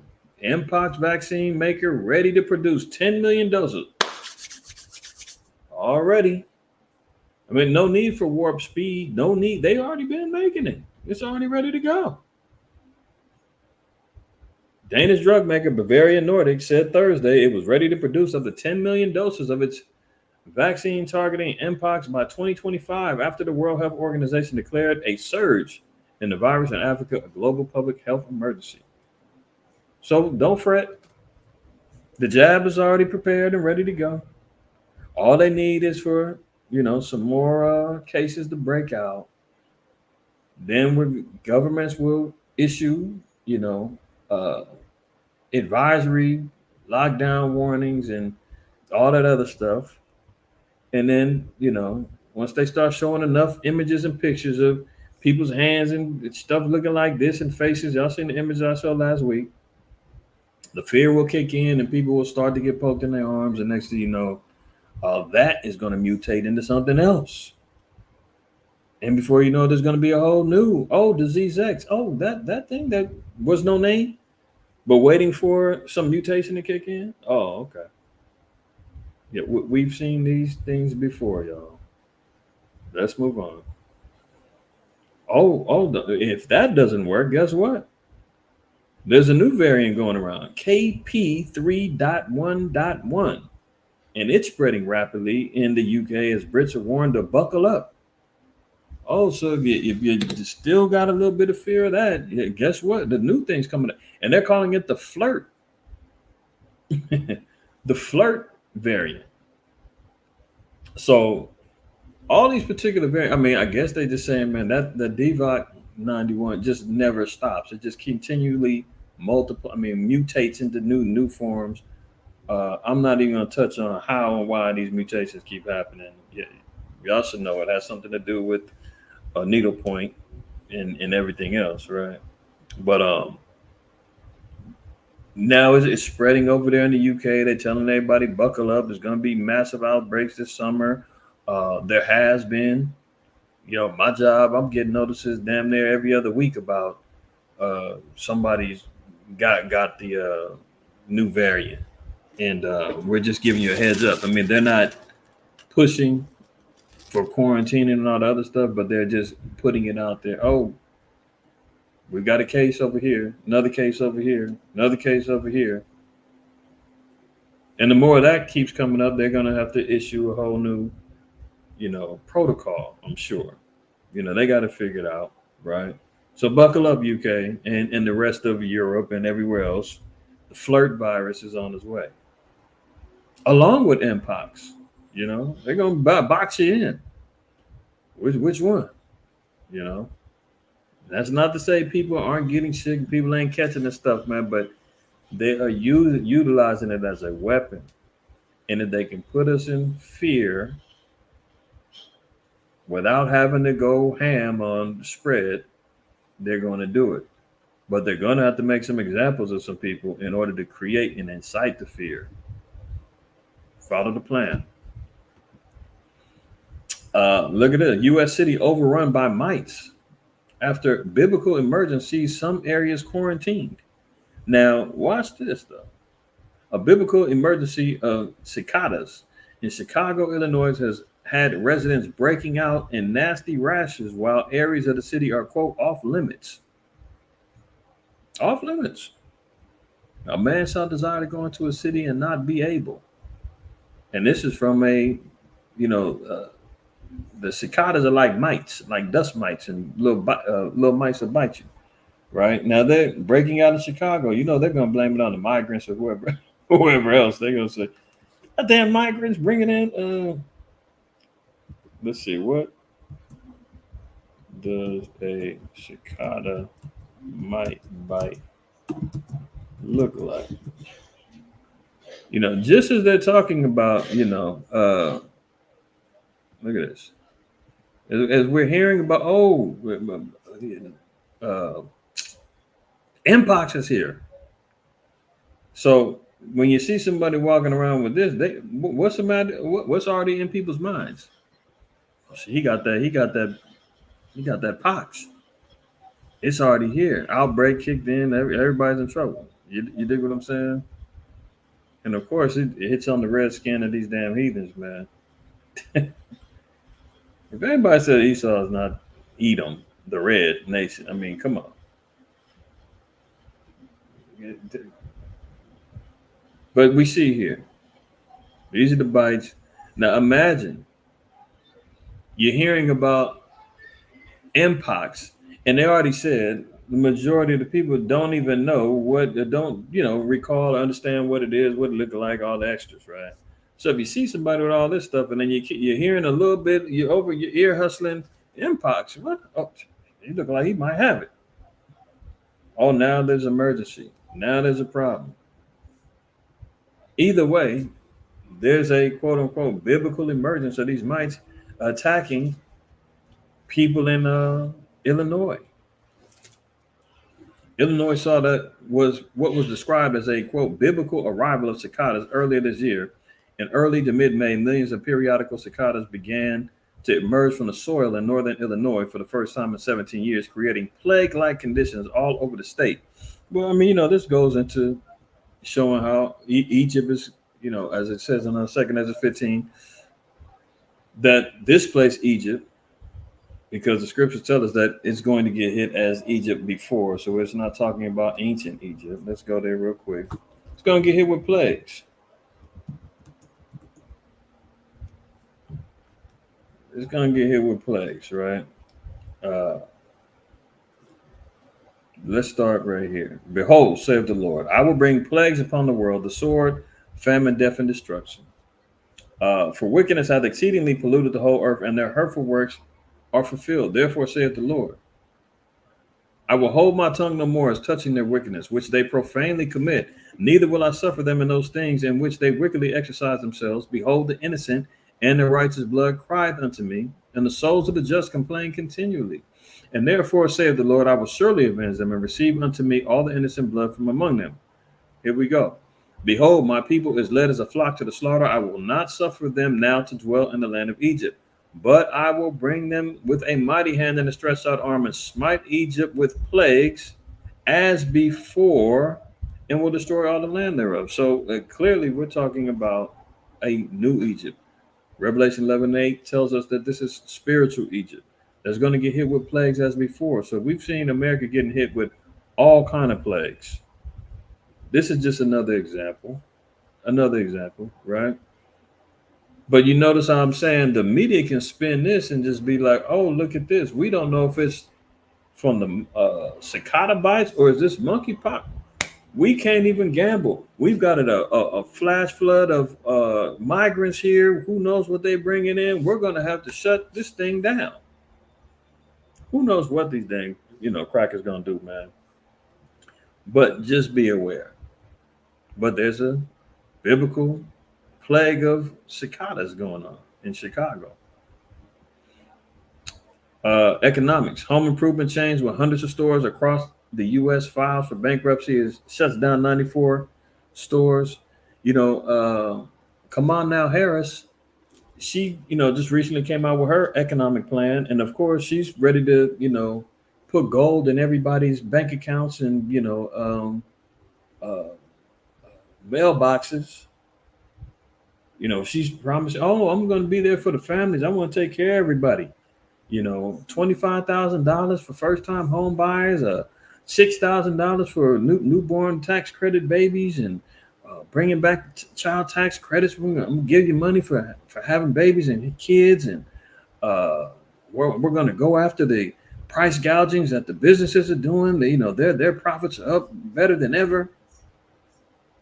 And I listened to some of this, and I was like, you and Slow Biden have been in office for damn near 4 years, and you're basically saying now you're going to help people. Now all of a sudden you want to. What was you doing the previous years? But we know this is all politics. Of course, sell the people on what you think they want to hear. Everybody knows households are suffering, struggling. She's talking about Oh, it's the businesses that the pandemic is over. We know that hurt a lot of businesses and this, that, and the third, but that's over with now, and prices are still up. It's the corporations and the companies that are price gouging. Meanwhile, we're seeing all of these damn stores, restaurants, banks, everything closing down. Who's making all this money? Where is she saying profits are up? I seen a Fox News report. They said that the business profits were up 1.6%. That's high profits. That's price gouging. 1.6% they made. I can't tell. I know for sure. Shrinkflation. That everybody, all these business owners and everything else. But remember the whole gig economy. Everybody that flipped their money, flipped their PPP money and their stimulus money, and there was everybody starting new their own businesses. Where are those businesses at? A lot of them then closed up shop, man, and fell off the internet and everywhere else because it wasn't sustainable. The money started dying out. People that had money, that was spending money, them things died out. You know, you start seeing all the little internet gurus, the life coaches, and everybody else that was, hitting everybody up in their pockets because they knew Jakes had money. All of them are starting to slide out the limelight. They ain't around no more. Except for the ones who was really able to take advantage and ball out and gain massive media, social media presences. But the startups, they all gone now. So Kamala Harris is she saying, "Oh, I'm gonna bring back money to everybody." Where's the money coming from? America's like damn near $36 trillion in debt. You're constantly sending billions of dollars to fund war. Where is this money coming from? You're kicking the homeless up off the streets, arresting them, fining them. Where are you going to help the people again? Come on, man. Home improvement chains, they're all shut down. We're seeing constant stores closing. Look, Walgreens, they're still closing. Walgreens, CVS, 700 stores as inflation strikes again. But she said all these businesses is making money hand over fist. I mean, the lies is unbelievable. And Trump running around saying, "Oh, well, I'm just going to I'm going to tax the other countries that's importing goods and all that." They've been able to sustain and thrive without America right now. What lie is he talking about? Well, they need to do business with us. I'm going to tax them more heavy so we can get that tax money over here and bring industry back to America. And listen, they already got the bricks going. They don't need this place no more like that. But they're all selling dreams about how they're going to get America back to prosperity, and everybody in their homes is going to have full refrigerators and cheap mortgages and everything else. Come on, man. And really, what Kamala Harris is proposing is government control of pricings. And when you do that, that's socialism. You want to know what socialism is? Go look at Venezuela. Go look at Zimbabwe. Go look at Cuba, countries like that, where the government supplies and does everything. But as soon as they get hit with overspending and they got to print up money and inflation kicks in and food lines start showing up because the goods and services ain't balling like they used to because the government can't sustain, you're in trouble. So if she comes in and says, well, we need more government control over how businesses run, then that's it. That's it. So Walgreens, they're closing down. So again, Auntie Irene and Nana can't get their prescriptions because they local pharmacy ain't there no more. You got to travel to go get it. Right? Let's move on. Oh, Biden and Harris, they're announcing a historic deal to cut U.S. drug prices right on time, right in time for the election. Oh, we're going to make sure that, drug prices is down. Well, that's great, but guess what? The drugstores is closing. Pharmacies is closing. How's that helping? Moving on. Y'all see the pile of tricks that's going on.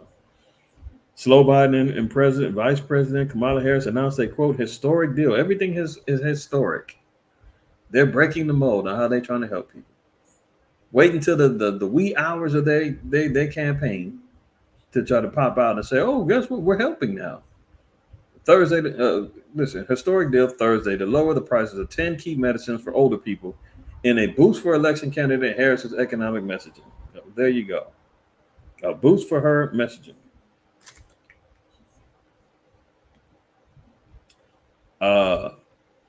Dangerous LA fault system rivaling the San Andreas is tied to recent earthquakes.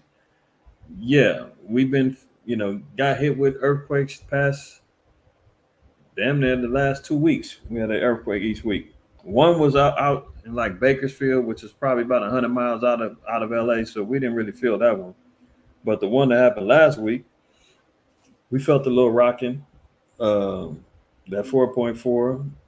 Now they're getting, some of these experts are saying, oh, this is really close to that San Andreas fault, and that's if that San Andreas gets hit, they're talking major destruction.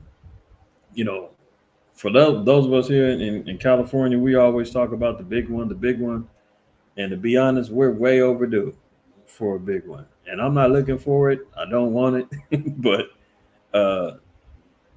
now they're showing that these recent quakes that's ticking up that we're having more often is a sign of a possible quote unquote big one hitting sometime soon, anytime soon, who knows when. One thing I will say is that they got this. I don't even know how I got on my phone, to keep it real, but they do get. Right before this 4.4 hit, there was an earthquake alert, and I got on my phone and said, "Earthquake is coming. You may feel something." And before you know, I was like, "Oh shoot!" The app, whatever this notification, emergency notification, it does let you know probably 20 seconds before it hits. So it don't really give you enough time to scramble and get under something or whatever, but it does give you a somewhat of advanced notice that earthquake is hitting. So those of us that's out here, man, be on the lookout. That's why I always say, and we, Al-Adad in particular, and those are some of the mind frame of certain elements of preparedness. These are the type of things that you got to be prepared for. For us in earthquake zones, for y'all that's out there with the hurricanes and massive storms, or for the snowstorms, this and the third, you got to have some things, man, in place so that you ain't sitting back waiting for FEMA, waiting for somebody else to come help and get you. Because leave it to Ronald Reagan. He said the 9 most deadliest words is "I'm from the government and I'm here to help." That's from Reagan's mouth. So don't even count on it, man. You see in Puerto Rico, Bermuda, they got power outages going on from Hurricane Ernesto. Having some things as a backup plan and being prepared is the wisest thing to do. It's better to have it and not need it than to need it and not have it. See that? Hurricane Ernesto knocked out the power to half of Puerto Rico and is strengthening as it heads towards Bermuda in both areas. Now, remember back in, I think it was 2021, Hurricane Maria hit in Puerto Rico, and their power was out for months. They was jacked up. They rebuilt, trying to get the power grid back up, and they said the power grid is still not what they need because 2/3 of Puerto Rico is without power. And me and brothers like Naquab, we were talking about that earlier, that it's ironic, just in the symbolization and the spirit, that 2/3 of the people are in darkness. And what's the most I talk about? 2/3 of Israel. 2/3 are going to be in darkness, remain in ignorance and wickedness, and is going to be cut off and die. And ironically, I was looking at a report earlier today, and they said Bermuda, 2/3 of Bermuda is out of power. So why does this 2/3 keep popping up? Just in the spirit, we see how the Most High divides judgment. All right. You got that same message, Ashar? Yeah, kind. Yeah, exactly, Carlos. Chameleon Harris, that's another one they got on her. All of a sudden now she's switching tunes. She's talking big stuff about the economics and this stuff. Damn, they're basically saying this is what wasn't being done under me and Slow Biden's administration. Now all of a sudden you got this big old campaign about all this money, what you're going to do economically, and you're going to finally help families. You basically are talking about you had the power to do all this other stuff that you're saying you're going to do under my administration. I'm going to do it. Like you didn't have a say so under slow Biden, and you're going to change the game. You're basically cutting your cut. What do they say? Cut your nose off to spite your face. Like you're condemning and basically outlining what your campaign, along with slow Biden, did not do. And now you're saying, "Oh, but I'm going to do it." Wait a minute. You're still the same. Still the same person in power. You're the vice president of a campaign that didn't do everything you're saying you're going to do, but under your campaign, you're going to do it. Okay. Moving on. Homeless people will face fines, possible arrest in Long Beach crackdown. Remember, already California, they've been talking about removing all homeless camps, getting rid of everybody. Now you're seeing they're locking them up. They're facing fines. I mean, how are you even going to find somebody that's homeless, man? What more do you want from them? You understand? So Long Beach, they're getting ready to lock. They're locking that thing down, cleaning up Long Beach. Where are they putting the people? Where are they going? Lord only knows. Lord only knows, man. They might got these people locked down to some damn experimental labs, telling them we're going to pay you and get you on your feet. Just let us do some clinical trials on you. Who knows? Loading them up in buses or U-Hauls, man, dropping them off somewhere. Who knows, man? But all I know is there was down there 50,000. Last number I remember hearing about, damn near 50,000 homeless in California alone. And where are they putting all these people? Where are they putting them? So they're cracking down. Yeah, you know what? There's a lot of them, Mama Cop. I remember going out teaching with Bao a few times over there in Long Beach, and I think it's a third in Long Beach. There was like a little encampment over there, people over there. Who knows? Yeah, they cloning Tyrone. Who knows, man? There ain't nothing you can put past the devil. But for one thing for sure, two things for certain, man, they getting rid of these homeless people. Where they put them, where they at, I have no idea. They might have them all, gas chambered out and body bagging them. I don't know. There's too many of them to say we're putting them here because we're not hearing where they're putting them. All we're hearing about is they got to go, and they either getting arrested or they're gonna get fined. Now let me run through this real quick, man. Fair use, using this for commentary and for teaching purposes, right? I want to just look at this real quick for time's sake. Let me see what time it's. All right, a little bit of time.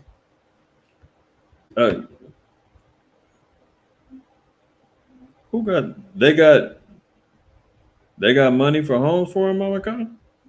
I ain't know. Well, I'm gonna claim I'm homeless in Long Beach if they got money for homes. And that's funny because on what was it, Tupac, where he said and keep your head up. They got money for wars but can't feed the poor. I mean that was prophetic. I mean, was it prophetic or was he just, speaking of the real? Because right now we definitely see they pulling billions and billions of dollars out of butt cracks in Washington, D.C. over and over again for Ukraine. But meanwhile, homeless crisis, migrant crisis, so forth and so on, they ain't got the money to help them. There's money for the conflict between the Israelis. They get that bread over there. I mean, if you look at some of the spending bills that get paid, I mean, they got multi-millions of dollars going towards aquatic research and saving the dolphin. I mean, all kind of foolishness. We talk multiple millions of dollars. When they pass them budget spending bills, if you look at some of them bills and you see where some of the money's getting allotted to, foolishness. Remember last year, I showed one of the budgets they had was over $1 million some odd dollars, man, that they had going towards some damn transformer, a building for the transformers, man, where they was having orgies. multi-million-dollar thing that they were spending to operate some building in some place where the Transformers was in there having. Y'all gonna see? Y'all gonna think I'm lying. If I can find it.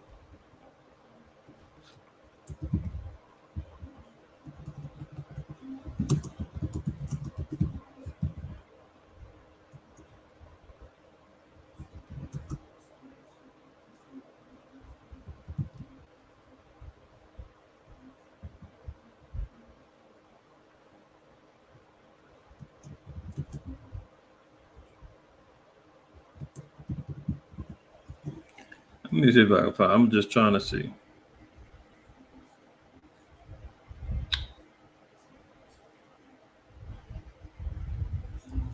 I mean, look at this foolishness. $500,000 to turn monkeys transgender. How the U.S. spent $4.1 billion on global LGBT initiatives. The House 2024 appropriation bills. 2 steps back for the transgender. 2 steps back. Come on. How much money has the Pentagon spent so far to treat transgenders? I mean, this isn't even the one that I want, but there was one particular article that had, there was some building. I forgot that they were having, but in that building, the Transformers was in there and they had, they were having parties, orgies, all kind of stuff going on in there. And it was a government funded spot. But they got money for all that stuff, right? Let's get to some more money. More money. Right. Historic win for Black farmers. Is it really? This is Democracy Now! I'm Amy Goodman with Juan Gonzalez. We end today's show with the historic $2 billion payout by the U.S. Department of Agriculture to Black farmers and other farmers of color who experienced discrimination when applying. So Black farmers and other farmers of color, right? So this is an Israelite cursed situation. Blacks, Native Americans, and Hispanics, all right? They ain't just Black folks. To the USDA's farm loan programs. The payouts finally. Now, notice what it's about. I know I'm stopping it, but I got to make sure everybody's following along. The lawsuit was discrimination against them not being able to get agricultural loans to support their businesses. This is about them not being able to borrow money from their oppressor.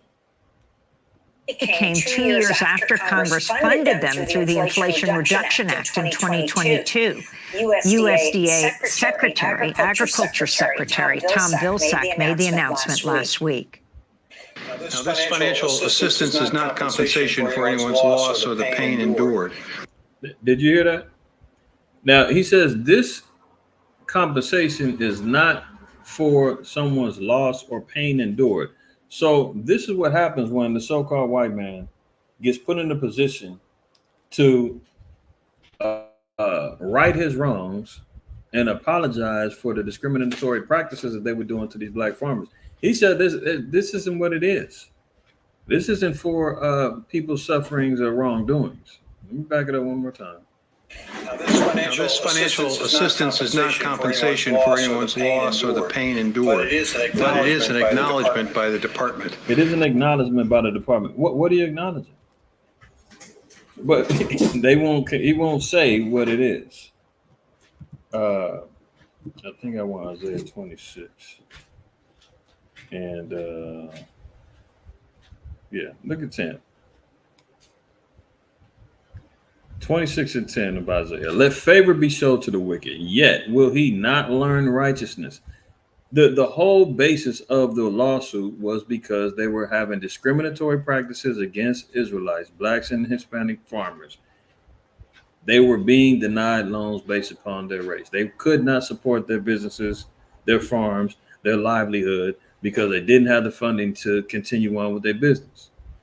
Now the white man comes up and says, we're going to have this historic moment. We're going to give some money back.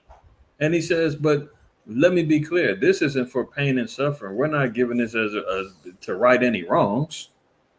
Huh? Let favor be shown to the wicked, yet will he not learn righteousness. When he's given the opportunity to do right, he's not going to acknowledge it. You know, Zechariah 11:5 says they hold themselves not guilty. when it comes down to the persecutions and the destruction that they do to our people, right? In the land of uprightness will he deal unjustly. So when he has an opportunity to do uprightness, he's still going to have dealings that are unjust and will not behold the majesty of Yahweh, right? So let me get back to this thing. This is democracy now. Loss or the pain endured, but it is an acknowledgement by the department. And our hope is, and the president's hope is, that this financial. See, but he doesn't. What are you acknowledging? What was wrong? Doesn't expound on that. Bill assistance will help many farmers stay on the farm, contribute to our nation's food supply, and continue to do what they love. So we need food. We need them to help contribute to the food supply. Remember, Sirach tells us, if he had needed thee, he'll use thee. But if he had no needed thee, he'll deny you, right? Paraphrasing that verse. This comes after the U.S. Commission on Civil Rights confirmed, as long ago as 1965, that the USDA, the U.S. Department of Agriculture, discriminated against black farmers. So mind you, this is since 1965. I first got hip to this maybe about 10, 12 years ago. And I'm still doing, I would just call them current events. It wasn't Don't Shoot the Messenger at the time. But 10, 12 years ago, they were talking about them possibly winning a settlement. Black farmers winning a settlement. And here we are, 2024. They're finally getting the little payments out, right? But this has been going on since 1965. They've been trying to right or get justice for what's been happening. Little was done to address the problem, and the number of black-run farms dropped 96% in the last century. By 1999, 98% of all agricultural land was owned by white people. By 1999, black-run farms dropped 96%. Did you hear that? Since that time period, 96% of black farms gone. But little was done to address the U.S. Commission on Civil Rights confirmed, as long ago as 1965, that the USDA, the U.S. Department of Agriculture, discriminated against black farmers. But little was done to address the problem, and the number of black-run farms dropped 96% in the last century. By 1999, 98% of all agricultural land was owned by white people. Okay, so we see that.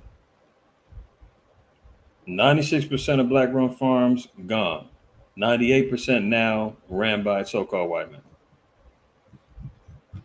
And the Quab, you're exactly right. That's part of the curses. Let's look at a few of them. Get back to the basics. We always got to match up facts and truth, because you got these Negroid urban apologists and Edomites running around talking about the curses have been fulfilled, and that ain't going on right now. That's old, and that doesn't mean that you're a Jew. And but okay, we're bringing this up to date. Even in I believe it's in Second Ezra, I believe it's either 8. I can't remember off the top of my head, but the scriptures say that the judgment of the Most High is like a ring. It constantly is moving around. This is not one particular time frame, one particular era that this happened. This is the bottom line judgments. Anytime Israel breaks the laws of the Most High, that's why our people who try to make excuses for the so-called white man and Christianity or whatnot, and they say, "Oh, the curse has been fulfilled. The Israelites, they went into captivity under Rome on ships. It's over." What? If the Most High said that his judgment is as a ring, that means that it constantly goes around. It's cyclical. It's just like if you got a household, man, you got kids and you got judgments and punishments. Anytime they do something that's against house rules, the punishment is already laid down. You don't have to come up with a new one. Very simple. So anytime we broke the laws and the commandments, these particular curses will come upon us. Number 1, curse shalt thou be in the city, curse shalt thou be in the field. So we clearly see what happened right there, right? Our fields are being cursed, our land ownership being destroyed, being overtaken by our enemies. Verse 28, the Most High Yahweh shall smite thee with madness and blindness and astonishment of heart. So madness, frustrations, ignorances, astonishment of heart and mind. You can't believe this is happening. since 1965 being done wrong. Look at this. And thou shalt grope at noonday as the blind gropeth in darkness, and thou shalt not prosper in thy ways, and thou shalt be only oppressed and spoiled evermore, and no man shall save thee. See, our people are thinking like this is a historic moment for black folks, man. We finally won $2 billion. We getting our payback. It's going down. Right. No. Look, the Lord said we're going to be oppressed and spoiled evermore. No man's going to save us, right? Not prospering in our ways.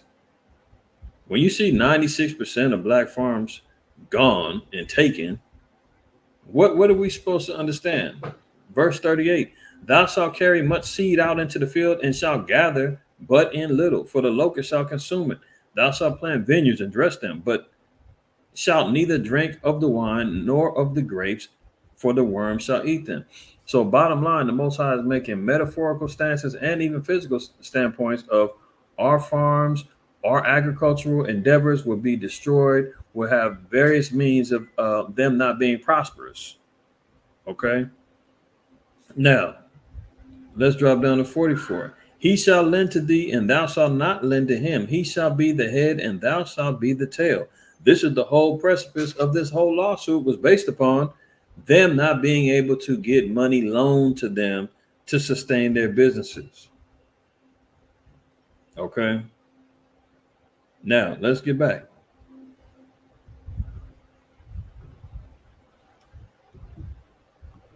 This is we go to Boydton, Virginia. We're joined by John Boyd. 88% of all agricultural land was owned by white people. All 98% of agricultural land owned by white people, right?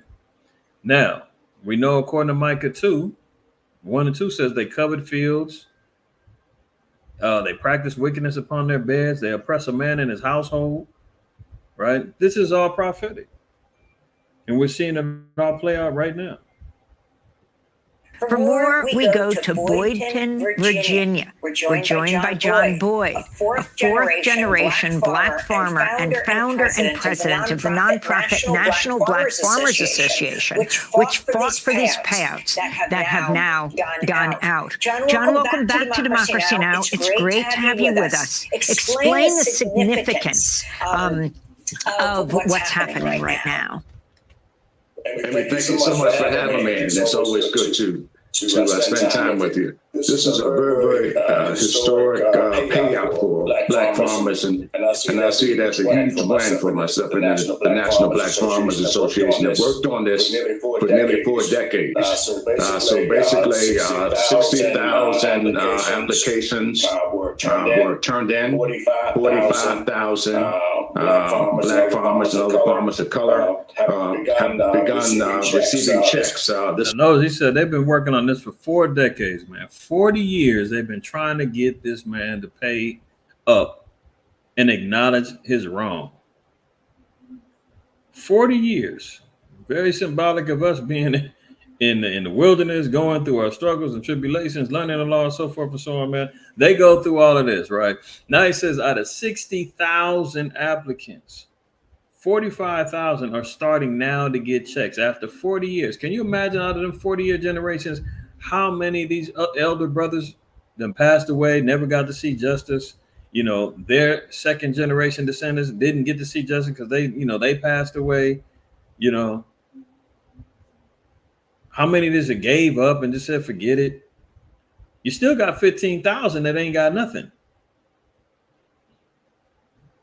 Now, don't get me wrong. I'm not saying, hey, I'm not glad that a little change is coming into the pockets of, these brothers and sisters out there, man, who've been struggling, trying to keep their farms afloat and learning and mastering the craft of agriculture and homesteading and all that. I wish I was able to really dedicate and have that green thumb like they got.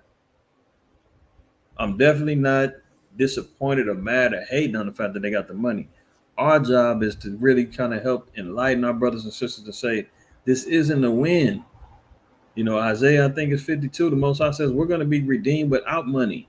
This is not a win. This is not something that we should be gloating for, because really, when we look at and we really understand really where that money's going to come, where the money's going to, and where it's going right back to Esau. Watch this. This week and the latter part of last week, So it's very, very good news in the total of $2 billion. So we've been waiting for this payout for a long time.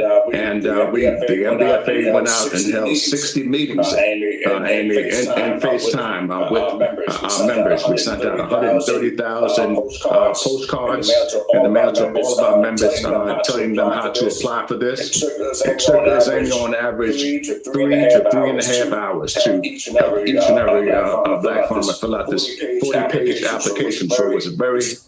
Did you hear that? 60,000 applicants, right? It says it took them 3 to 4 hours to help them fill out these applications for each person. No wonder it took 40 years. You see how the white man make you jump through hoops, man, filling out a 40-page application to say, man, you did us dirty with not giving us these damn loans. You handing out money hand over fist to these white farmers who stole our land, took everything from us. We had to sign over our damn leases to them, and now we're leasing land from them in order to create, have our farms. And can we just get what's rightfully ours? 40-page application that takes 3 to 4 hours of reading and studying. How many jakes you figure said, you know what? I ain't even got time to wait for this, man. You're getting put on the waiting list before they can help you.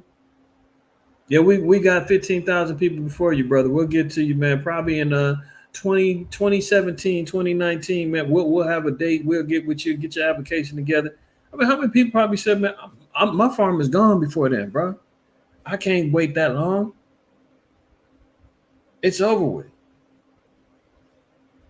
These are the 60,000 who had the patience and were able to sustain their lots of land for that time. How many lost their stuff? Centrist process. And so we were glad to get the news that from Stephen Benjamin at the White House actually called me and told me that the checks were actually going out to farmers around the country. So we see this as a huge significance of farmers who are facing foreclosure.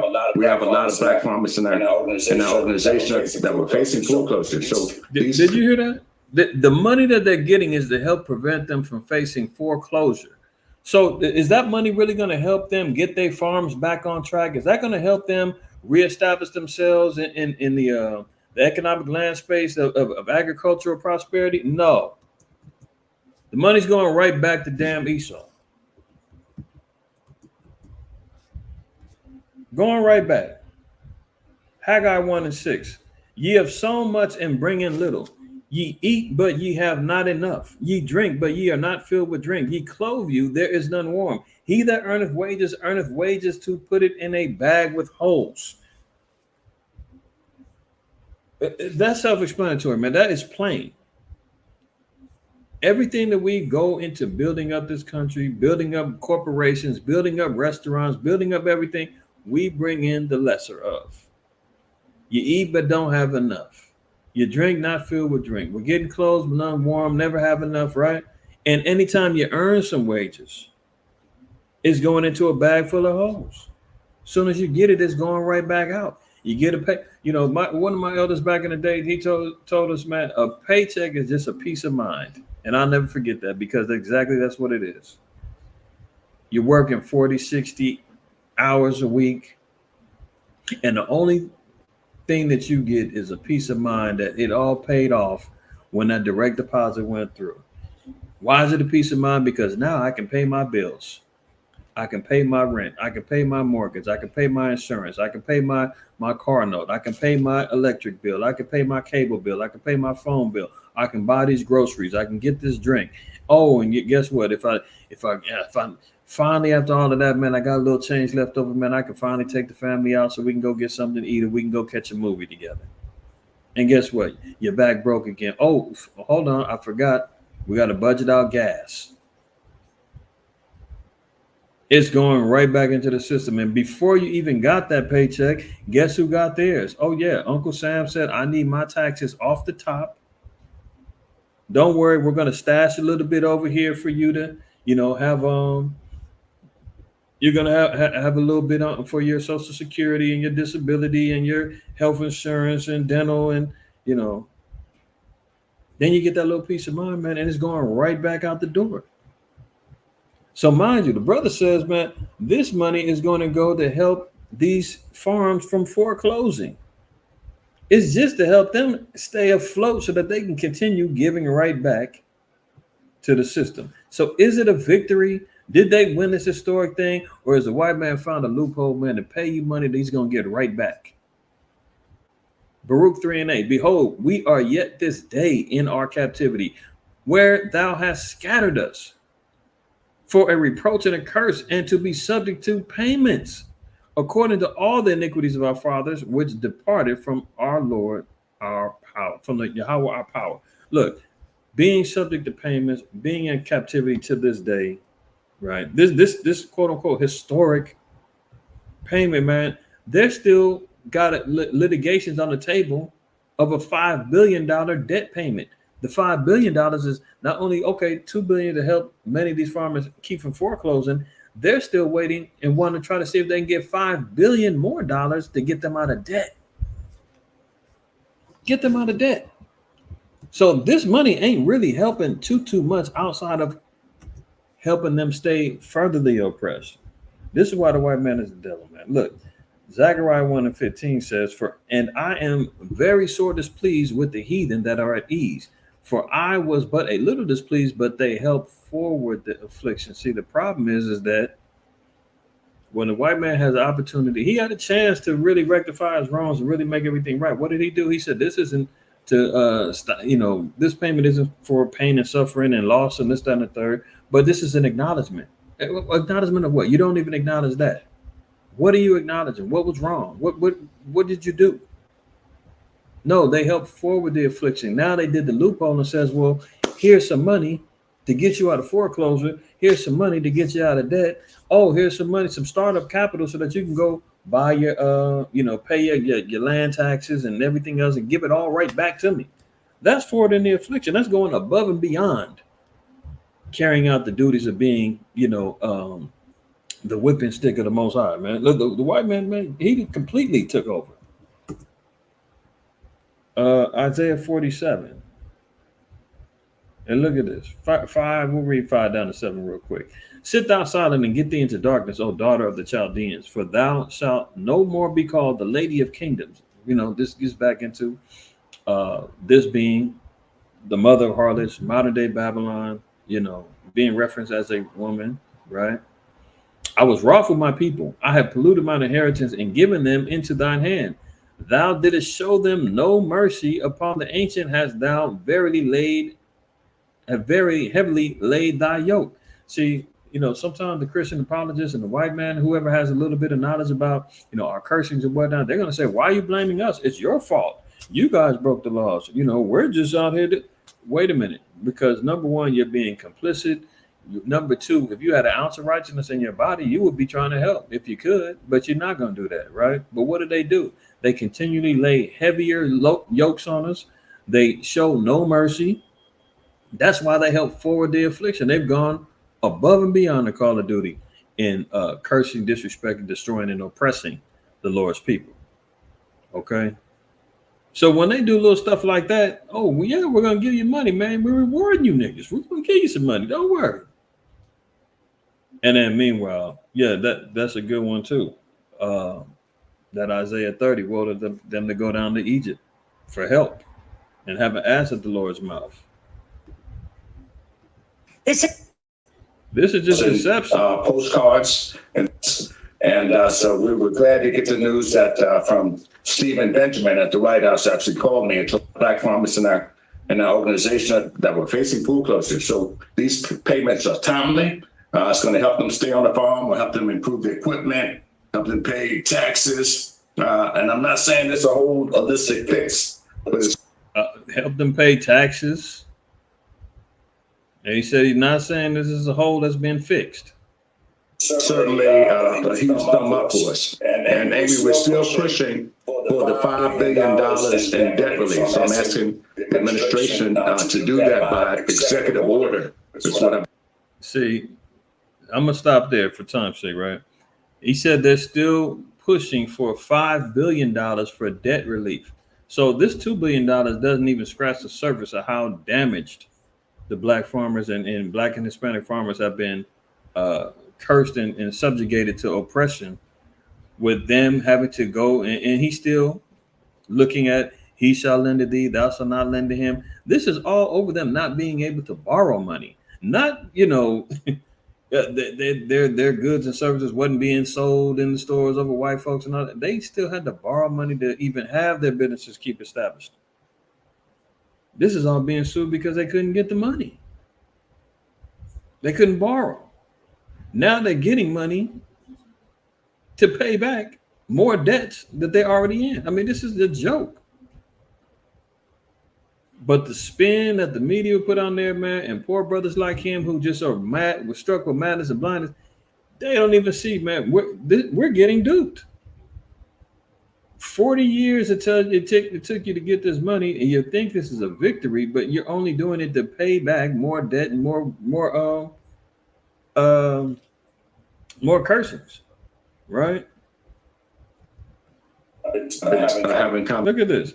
Discrimination relief payments begin as some black farmers ask courts to include heirs in their program. Again, asking Pharaoh for more relief. Can you include our heirs in the program? So if I die, because I've been waiting 40 years for this, you won't cut it off at just me. Make sure that my grandson and my son gets the money too. Begging White Zaddy and Massa for more relief, man. This is a shame. And again, I'm not hating on the fact that they're getting some money, man, to help them keep their businesses out there and doing what they need to do. Don't fall for this foolishness. The headline of the CNN article is talking about how slow Biden is coming to the rescue. Oh, it's time we paid them and they've been done wrong. Man, you could have did that when you first got in the office down there 4 years ago. Why do it now? We know why. Look at this. Much needed payment for farmers of color. Now, look at the money we're even talking about. More than 23,000 people will receive payments between $10,000 and $500,000 according to the USDA. So imagine, if you've been waiting around, you might get $10,000 after 40 years, 30 years, 20 years of waiting. 10 years you've been waiting. What, that's $1,000 a year? Like I said, I heard about this like 10, 12 years ago. Imagine if you were sitting back waiting to get that money. And they say, here's your $10,000. Okay, $1,000 a year is what you was waiting on all this time. $500,000 probably for the bigger farmers and whatnot who really probably is in foreclosure, about to lose every damn thing. Back taxes galore. Okay, over 20,000 farmers and ranchers who plan to have a business but couldn't receive a loan will receive $3,500 to $6,000. Do I need to read that again? That's 43,000 people. Remember, he said 45,000 people were starting to receive checks out of the 60,000. That's 23,000 that's getting 10,000 to 500,000, and then you got another 20,000 who are getting $3,500 to $6,000. 40 years they was trying to get this money, and look what they get. Because they couldn't receive a loan, they're going to get $3,500 to $6,000, and that's going to get taxed. This is a joke. What's that one in Lamentations? Let me read that one real quick. Is it Lamentations 4? We waited all day for a nation that couldn't save us. Yeah. Lamentations 4:17 says, as for us, our eyes as yet failed for our vain help. In our watching, we have watched for a nation that could not save us. That's why the brother said, man, I'm not saying this solves all the problems, but we're still waiting on $5 billion for debt relief. Unbelievable. $3,500 to $6,000 they're gonna get after all that pain. And the white man said, hey, don't get it twisted. This isn't for pain and suffering and anything else. This is just an acknowledgement. If that ain't a slap in the face, man, I don't know what is. July 23, 2023, the USDA announced it started accepting applications for financial relief of up to $500,000 for farmers who have faced discrimination in its lending programs with a deadline of that of October. So and it got extended to January 2024. This is unreal. But it's being paraded around as if, the white man rectified his wrongs. And you're going to hear that, especially brothers that are teaching, brothers that see it. White men, they're going to use this as a defense. What do you mean you guys are oppressed? We paid you back. We gave $2 billion to black farmers and debt. We gave rent moratorium, so you didn't have to pay rent during COVID. And look, we got homeless shelter. Come on, man. Everything that they took, everything you ain't got back, just so that you got ammunition and knowledge to know you didn't give black farmers no damn $2 billion, man. That money is going right back to the system. Let's keep it real. All right. And always bring up, there's still over $5 billion in debt that they're waiting on, that they're begging executive orders. Hopefully, they get their money back through executive order. That's not going down. They're gonna say $2 billion is enough, nigga. Don't ask for no more money, or we'll make you wait another 40 years to get out of debt. By then, there is no black farms. We just got through seeing 96% of black farms is gone. 98% of the land is owned by damn white people. More than likely, they're subleasing their loans back to sharecropping damn near. You understand what I'm saying? So let's knock it off. Let's knock it off, right?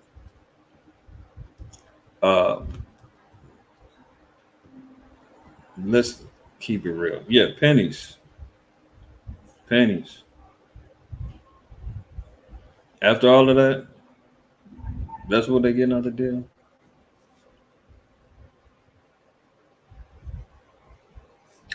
Hello, that's it. That's the game. That is the game. Another one in the books, y'all. All praise, honor, and glory to the Most High. IQAhmath. Hopefully this was edifying today, man. And y'all got some good info today through the Spirit and the power of the Most High. IQAhmath. I'll be back again later this afternoon around 4 p.m. Pacific time for our closing Shabbat class. We're going to discuss the Great Commission, get some understanding regarding that, man. The Christians love it, live by it. We're going to get some edification regarding what the Great Commission is and how do we dissect that, man? Because, the Christians will run around and say, man, Christ commissioned the disciples to go out and baptize all nations. And that's what you're supposed to be doing. But we got to rightly exegete that and bring some understanding to that. So that's going to be the lesson later on today. If you will, make sure you hit that like button, man. You wipe your feet when you came on in here. And join us in a couple hours, man. If y'all down, if you ain't scared, come on back. All right. All praise, honor, and glory to the Most High. IQAhmath, man. I want to make sure everybody knows in my closing salutations, man. Make sure you always remember, fear the Most High, keep the commandments, and don't shoot the messenger. Shalom.